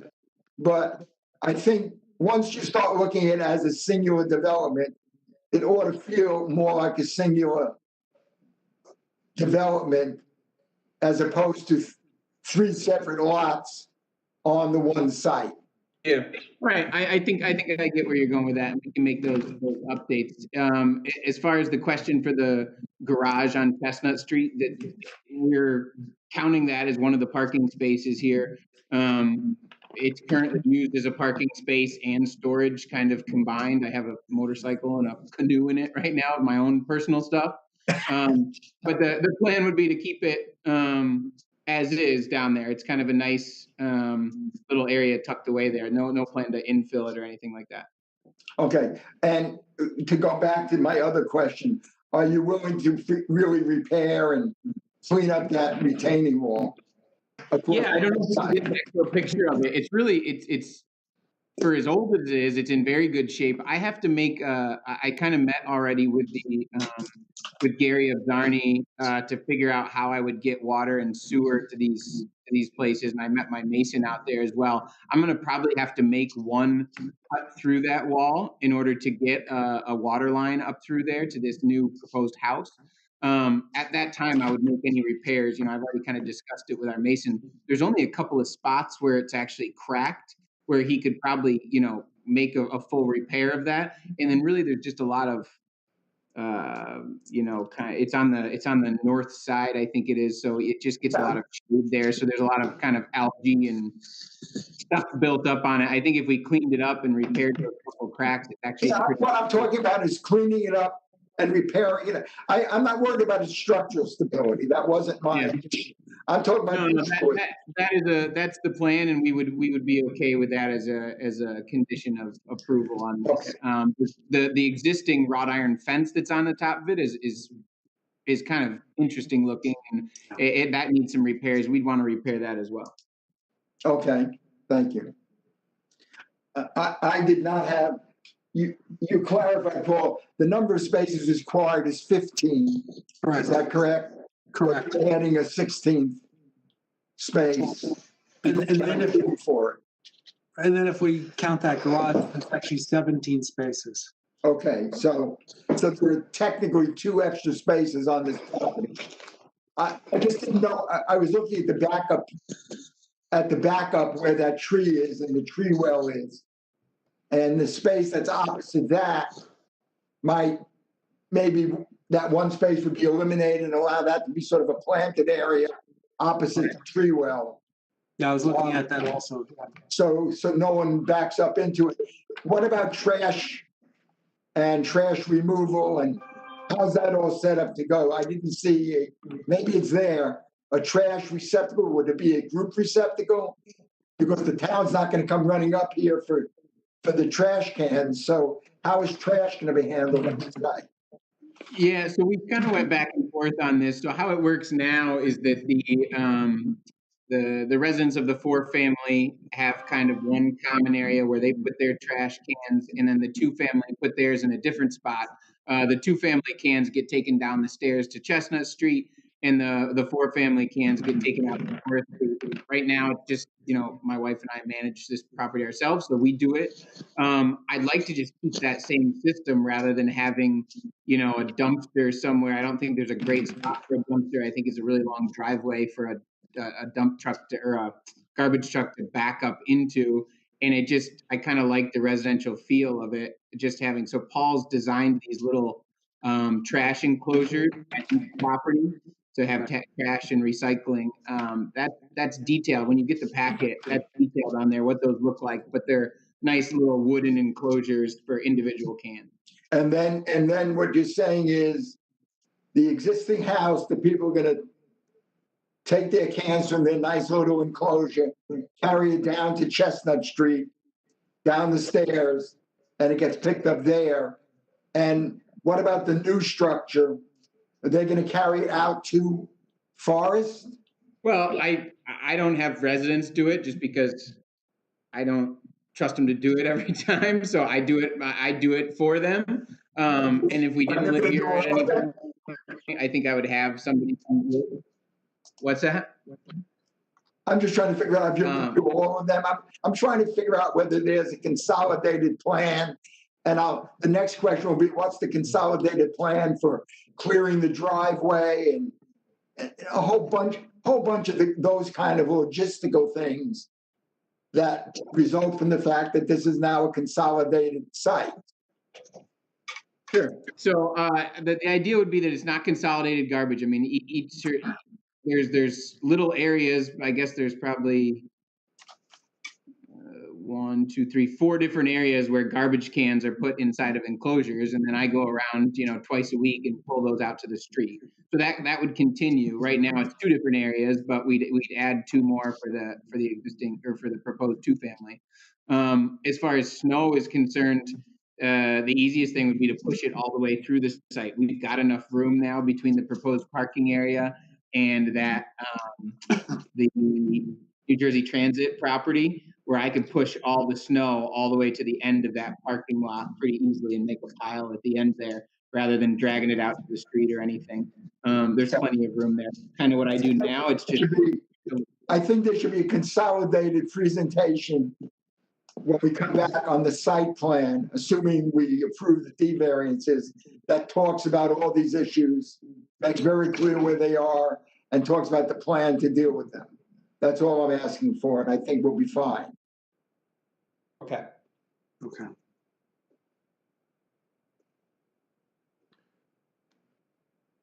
And by the way, again, it's hard to see. Is there a sidewalk that gets people from the parking lot? Or do they just walk down the driveway with parallel parked cars on one side and cars driving on the other side? Is there an actual sidewalk zone? There's an actual sidewalk. Okay, thank you.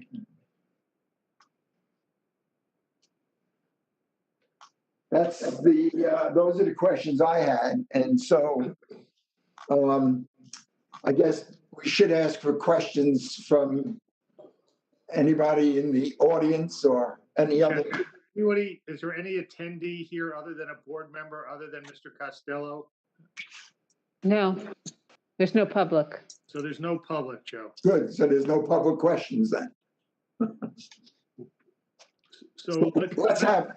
Can I just frame, I think if, I don't know if you want to hear additional board comments or you want me to frame what I think, if we're going to approve this, what we would do. Well, what I'd like to find out is that there are no more board comments. And I'm assuming silence means there are no more comments in this case. I'm having trouble with combining the lots. Just because even from like what you had on slide 7, which showed the separate lots, you're treating it as almost as 3 separate properties. And it seems like the driving factor was to condense the parking requirement. And I feel that with the combined lot only works with this owner. What happens, 10 years from now when they want to sell off one of the properties or one of the buildings, they're going to have to segment the lot again. So I'm not seeing the benefit to combining the lot, because I think it's for a specific, for this specific owner, it works, but I don't see it being useful down the line. I see this same property being split up again in the future. Mr. Costello, Mr. Sionis, somebody want to address that? Yeah, I mean, the only way I could sell off individual units would be to come back for a subdivision plan and back in front of this board. Or you could do a condo plan, I guess. But if you're doing a condo plan, it's still combined. You just have, an association. There's no way I could combine the lots and then sell individual houses from it. No, but you're correct. If you introduce the condominium form of ownership on the property, individual units could be potentially sold. Correct. Correct. That wouldn't change that wouldn't require any subdivision, however. Correct. It would be like any other development with condominiums. You don't sell off a piece of the land, you sell off only the unit, specific building, the unit. Each unit gets sold off individually, but not the land. To me, I think there's advantages, frankly, to the consolidation because it forces it to be under singular control. And the notion that everybody's using the same driveway and driving back and forth, there's a reason to have the driveway clean. There's no one who says, I don't want my driveway. It makes sense if we're doing this and there's only one point of real vehicular entry from the street, that it should be a consolidated lot with everybody parking, because that's my reaction I think if you, in the future, if there's a different owner, it wouldn't work. You know, they have, you know, I don't know, that's just my opinion. I just think there's not gonna be that many people who would want to buy this lot, with the three separate, you know, even the styles of the buildings are completely different. To find in the future, they'll be coming right back. I mean, I don't know if that is something to be considered, but you know, they'll be coming back to split this up again. And if the driving, from what I've heard, the driving factor for finding was simply for the parking, I would think that there could be some other arrangement made with, you know, 3 divisions and some kind of agreement on a parking agreement versus combining it and just, you know, just dealing with the same issues, you know, reversing the issues on decisions in a few years. That's my thoughts. I have a different concern about consolidating the lots. I think I'm concerned that in a few years, either this owner or another owner will come back or not even come back to the board, but be able to have a giant structure that doesn't, that's not in keeping with the rest of the neighborhood, but that's totally as of right, given the new size of the lot. So that's my concern with consolidating a lot in this zone. To become so large. I'm sure we could solve, I mean, Mr. Sullivan might have an idea, but I'm sure we could solve that with a condition of approval of some type about. That says what? I'm not sure I understand the focus of that issue. You're concerned about the maintenance of the building? Ms. Harris? No, I'm not concerned about the maintenance of the building. I'm concerned that if we do consolidate these lots now, in the future, either this owner or whoever owns it will have the right to a much larger structure just based on the size and the dimensions of the new consolidated lot. I guess since it's a discussion, my sense is that you don't get the parking, you can't get the parking on each lot. So automatically, something's got to be done to consolidate the parking requirement for this if it happens at all. It seems to me that this is even being presented as units 1 through 7. This is not being presented as 3 separate ownerships. One person owns one of the building, another person owns another building. It's being represented as units within a single development. And I think it's safer that we control it as a single development than leave it where people can come in and totally knock down one and build something else in there and then not want to share parking or want to have their own parking spaces.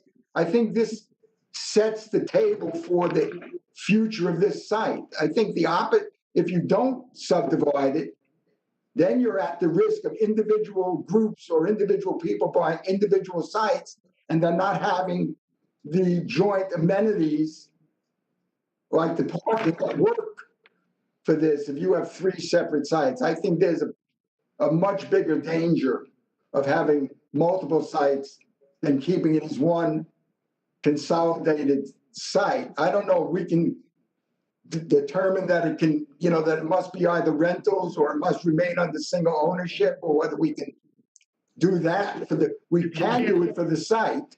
You're not going to be able to regulate the ownership, but to try and address Ms. Harris' comments, if you grant the variance to allow more than one principal building on this single lot, if they want to expand the buildings, they've got to come back and seek further relief from this board. Okay. There's a built-in control on that part of it. Okay. Michael, a question to that. Like we get, we get things that go through the board, then 10 years later, they're like, they went through an appeal or they were granted this, and then he wants to build that second building on that lot or something. And that we've already allowed this to happen. I mean, I've seen that happen a couple of times. What happens if you make the one on Forest Street, make it not 3 lots, but 2 lots? The one on Forest Street has its own lot, so like you can't necessarily build that second, third building later on down the line. I don't know. As a thought, maybe not have the parking part. It's the parking is a strange part for this. Yeah, it is. There's no one would be precluded somewhere down the road to try and subdivide the property. I mean, the board could impose as part of the use variance that the lot must stay as a single lot. That would require, and say that that was the basis for the variance relief. And that would be a heavy burden of proof for an applicant to come back and try and subdivide the properties. I think that's a much better way of doing it. We would be okay with that condition.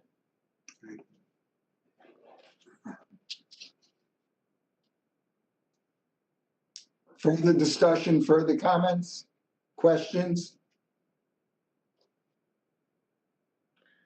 If there's no further discussion, I just want to be careful that there are different variances here and different voting requirements. If there's any dissent on the part of the D variance, I think someone should speak up, because then we should do them separately. If there seems to be a consensus with respect to the relief sought, we could do it as a single motion subject to some conditions I can articulate. So does anybody have a problem with the D variances? Can you repeat the D variances so everybody's clear, Michael? Yeah, so the D variances are from Montclair Code Section 347-20. The applicant requires a variance for the number of dwelling units on a lot. For a 1- and 2-family dwelling, there shall be no more than 1 principal building per lot, and the applicant proposes a total of 3 principal buildings on 1 lot.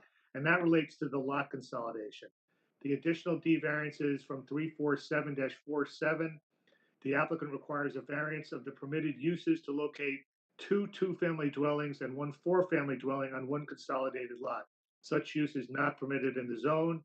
And finally, there's a D2 variance from section 347-47. The applicant requires a variance of the permitted uses to construct a porch addition to the existing non-conforming 4-family dwelling. Such use is not permitted in the zone. I'm still not for the combining the lots. I'm not satisfied with what's presented so far in terms of combining the lots. Because again, it just seems to be for the parking, and I think that just would bring more problems down the line. I'd have to agree with that. The combining of the lots, to me, creates a lot of problems down the line. And I can't understand how these units of the 2 units they're building will be utilized. Are they going to be sold as separate units? Are they going to be rented? Are they going to be leased? Or what? So that when these people leave and they give up their parking spot, the next people come in and just pick up where they left off. It just doesn't, it doesn't sit right with me. So I'm not really in favor of combining the lots. The question I have is, I don't think it's possible to do this as 3 separate lots. It's not physically possible to do it as 3 separate lots. You couldn't get the yard requirements in. You couldn't get the parking in on those lots. You'd have to have cross easements between each and every one of them to get to the bigger parking lot.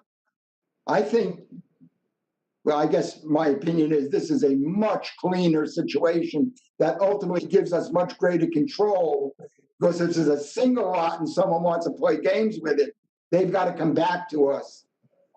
To me, this gives us the best, my sense is it gives us the best control over the site, not the least control over the site. Can you pull up slide 7? I think slide 7 was where we showed the segmentation.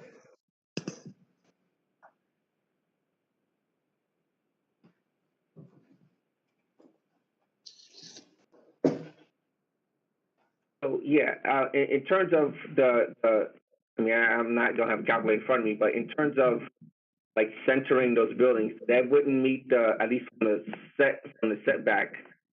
There's not enough. If you're thinking of combining these, then you have the ability to split it up any which way you want on both sides. So if Well, you, wait a I second. think, Mr. Simon, the bill, as we look at slide 7, the building on the left is existing, the building on the right is existing, and the building in the middle is the only new building as part of this application. That's a single 2-family home. right, but in terms of where they have the dotted lines, as if that's where fences would be, they Well, can play with. that's the purpose of You that have exhibit left is to and right. show, if the purpose of that exhibit is to show, in theory, a way to subdivide this lot into 3 lots, and those dotted lines represent what would be the lot lines, correct, Mr. Sionis? Correct. Right. So, but that situation would create a host of other variances and deviations from the zoning ordinance, which nobody has sat down and looked at. I mean, Mr. Sionis has shown this exhibit, but he hasn't provided an analysis of what additional variances would be required, but there would be additional variances. Correct. You have to have access directly off the street to the middle lot, which means you'd have to sort of put in the kind of staircase that exists now for the easterly lot. But then they couldn't park there. They'd have to park on the street or build another garage underneath the wall to provide their parking. Right. I mean, that's just for starters. It's a lot that doesn't have access to a street. So I don't know how you would even do it because it doesn't have access to a street. Unless you created the driveway and gave it a street name and made it a street. And then none of the yards would work. I guess I'm having a hard time understanding what issues the combined lots would open up in the future that wouldn't be possible with a subdivided lot. I mean, if you think about it like almost like a garden apartment complex, this happens all the time with multiple units in a few different buildings with one parking area. There's no way to kind of exploit that in the future or sell off individual units. It's one property with multiple structures, which is like a fairly common, I know they look like single-family homes. It's a fairly common thing to have a structure like that, whether it's a condo building or an apartment complex.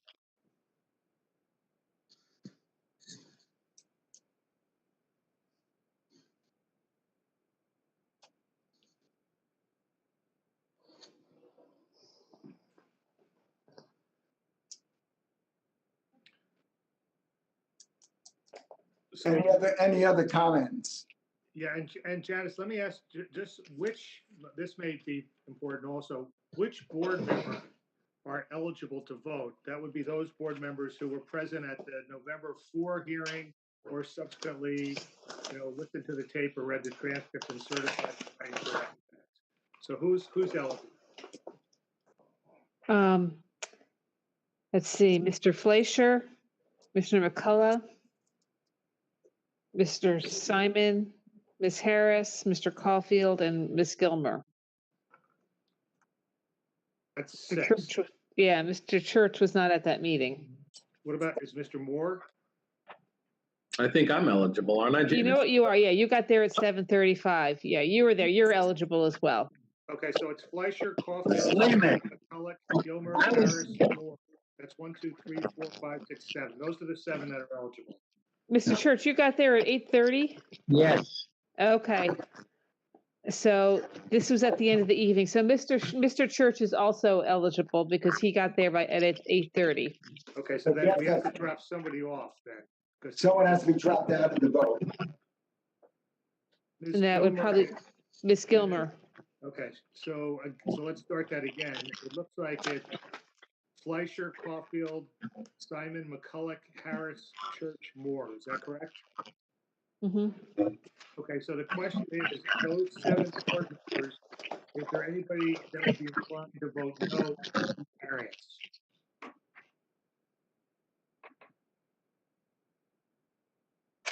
I don't hear anything. So someone could make a motion to approve the variance relief that would include the use and C variances. If we do that, Hold on. I can't hear you. Somebody's machine is making a lot of noise. I'll take care of it.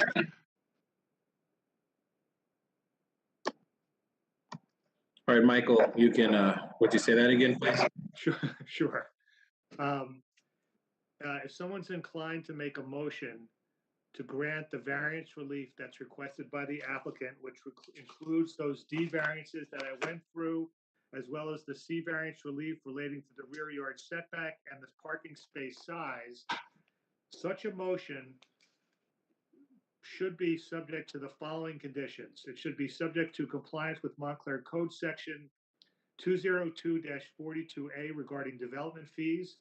It should be subject to the consolidation deed and cross-access and parking easements to be reviewed and approved by the board attorney.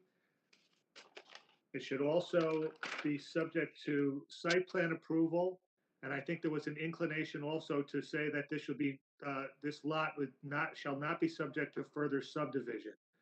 I don't think we would need to get into the nitty gritty of the retaining walls and the fences as part of this, of conditions of disapproval, because by making it subject to the site plan, all those issues would be subject to review at that time. Agreed. So does someone want to make a motion to that effect approving? Michael, I have a question. Sure. You mentioned that it would be subject to cross easements, but if it's Yes. unconsolidated, why are those needed? To provide access to, well, at least one of the lots needs access, cross access, and also there's shared parking in there. Is that correct, Mr. Sionis? Oh, we muted him, I think. But they're all one, that they'd be all one lot. So why would there be a Oh, cross? that's good.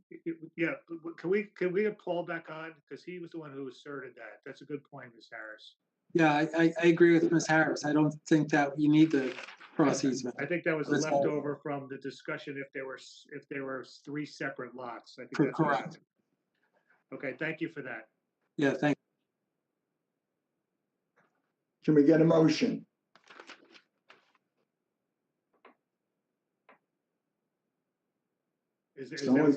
Someone's got to make a motion or not.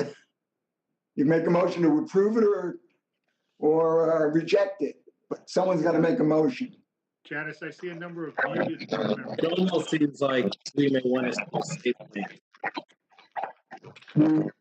I'll make a motion to approve it. And who is that? Mr. Church. We have a motion to approve by Mr. Church. Is there a second?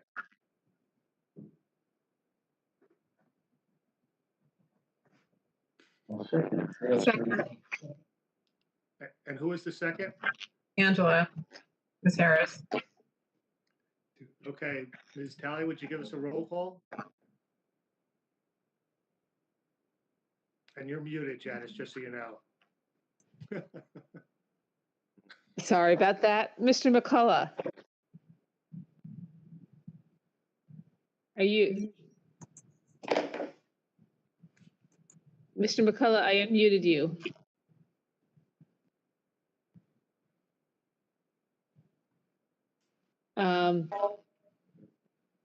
Mr. McCullough, what's your vote?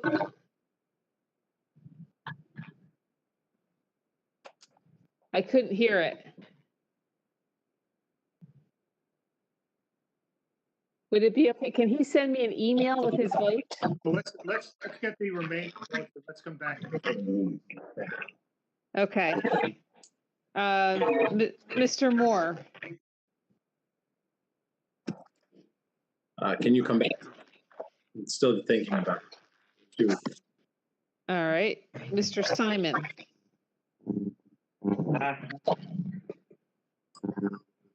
I can't hear you, Mr. Simon. I have to.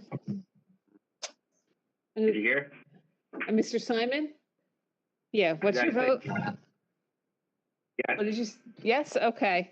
I'm sorry. Ms. Harris? I assume it's yes. Yes. Okay. Mr. Caulfield? Yes. Mr. Church? Yes. Yes. Mr. Fleischer? Yes. Okay. Now I have Mr. McCullough. Yes. Okay, got it. And Mr. Moore? Yes. Okay. Okay, so that application is approved, subject to those conditions. Janice, we're gonna have the engineer review the current plan so that the applicant would have the benefit of those comments before they make any revisions. Is that how we would do it? Yeah, we will. I mean, I have to say that there was a really quick turnaround time because I got the plans on Tuesday, on December 9th, or December 8th. And I had to do the report in one day and email the engineer and ask him to do his review. And obviously I think he ran out of time. So I would ask Mr.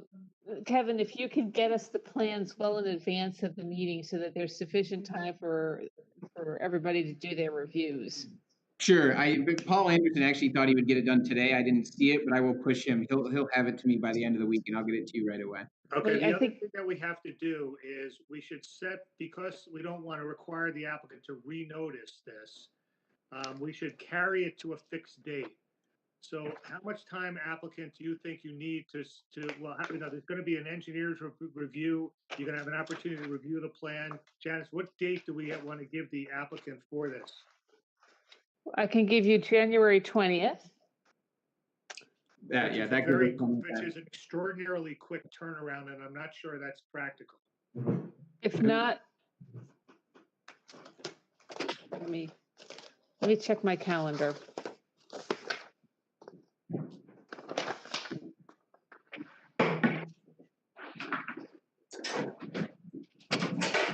The other date would be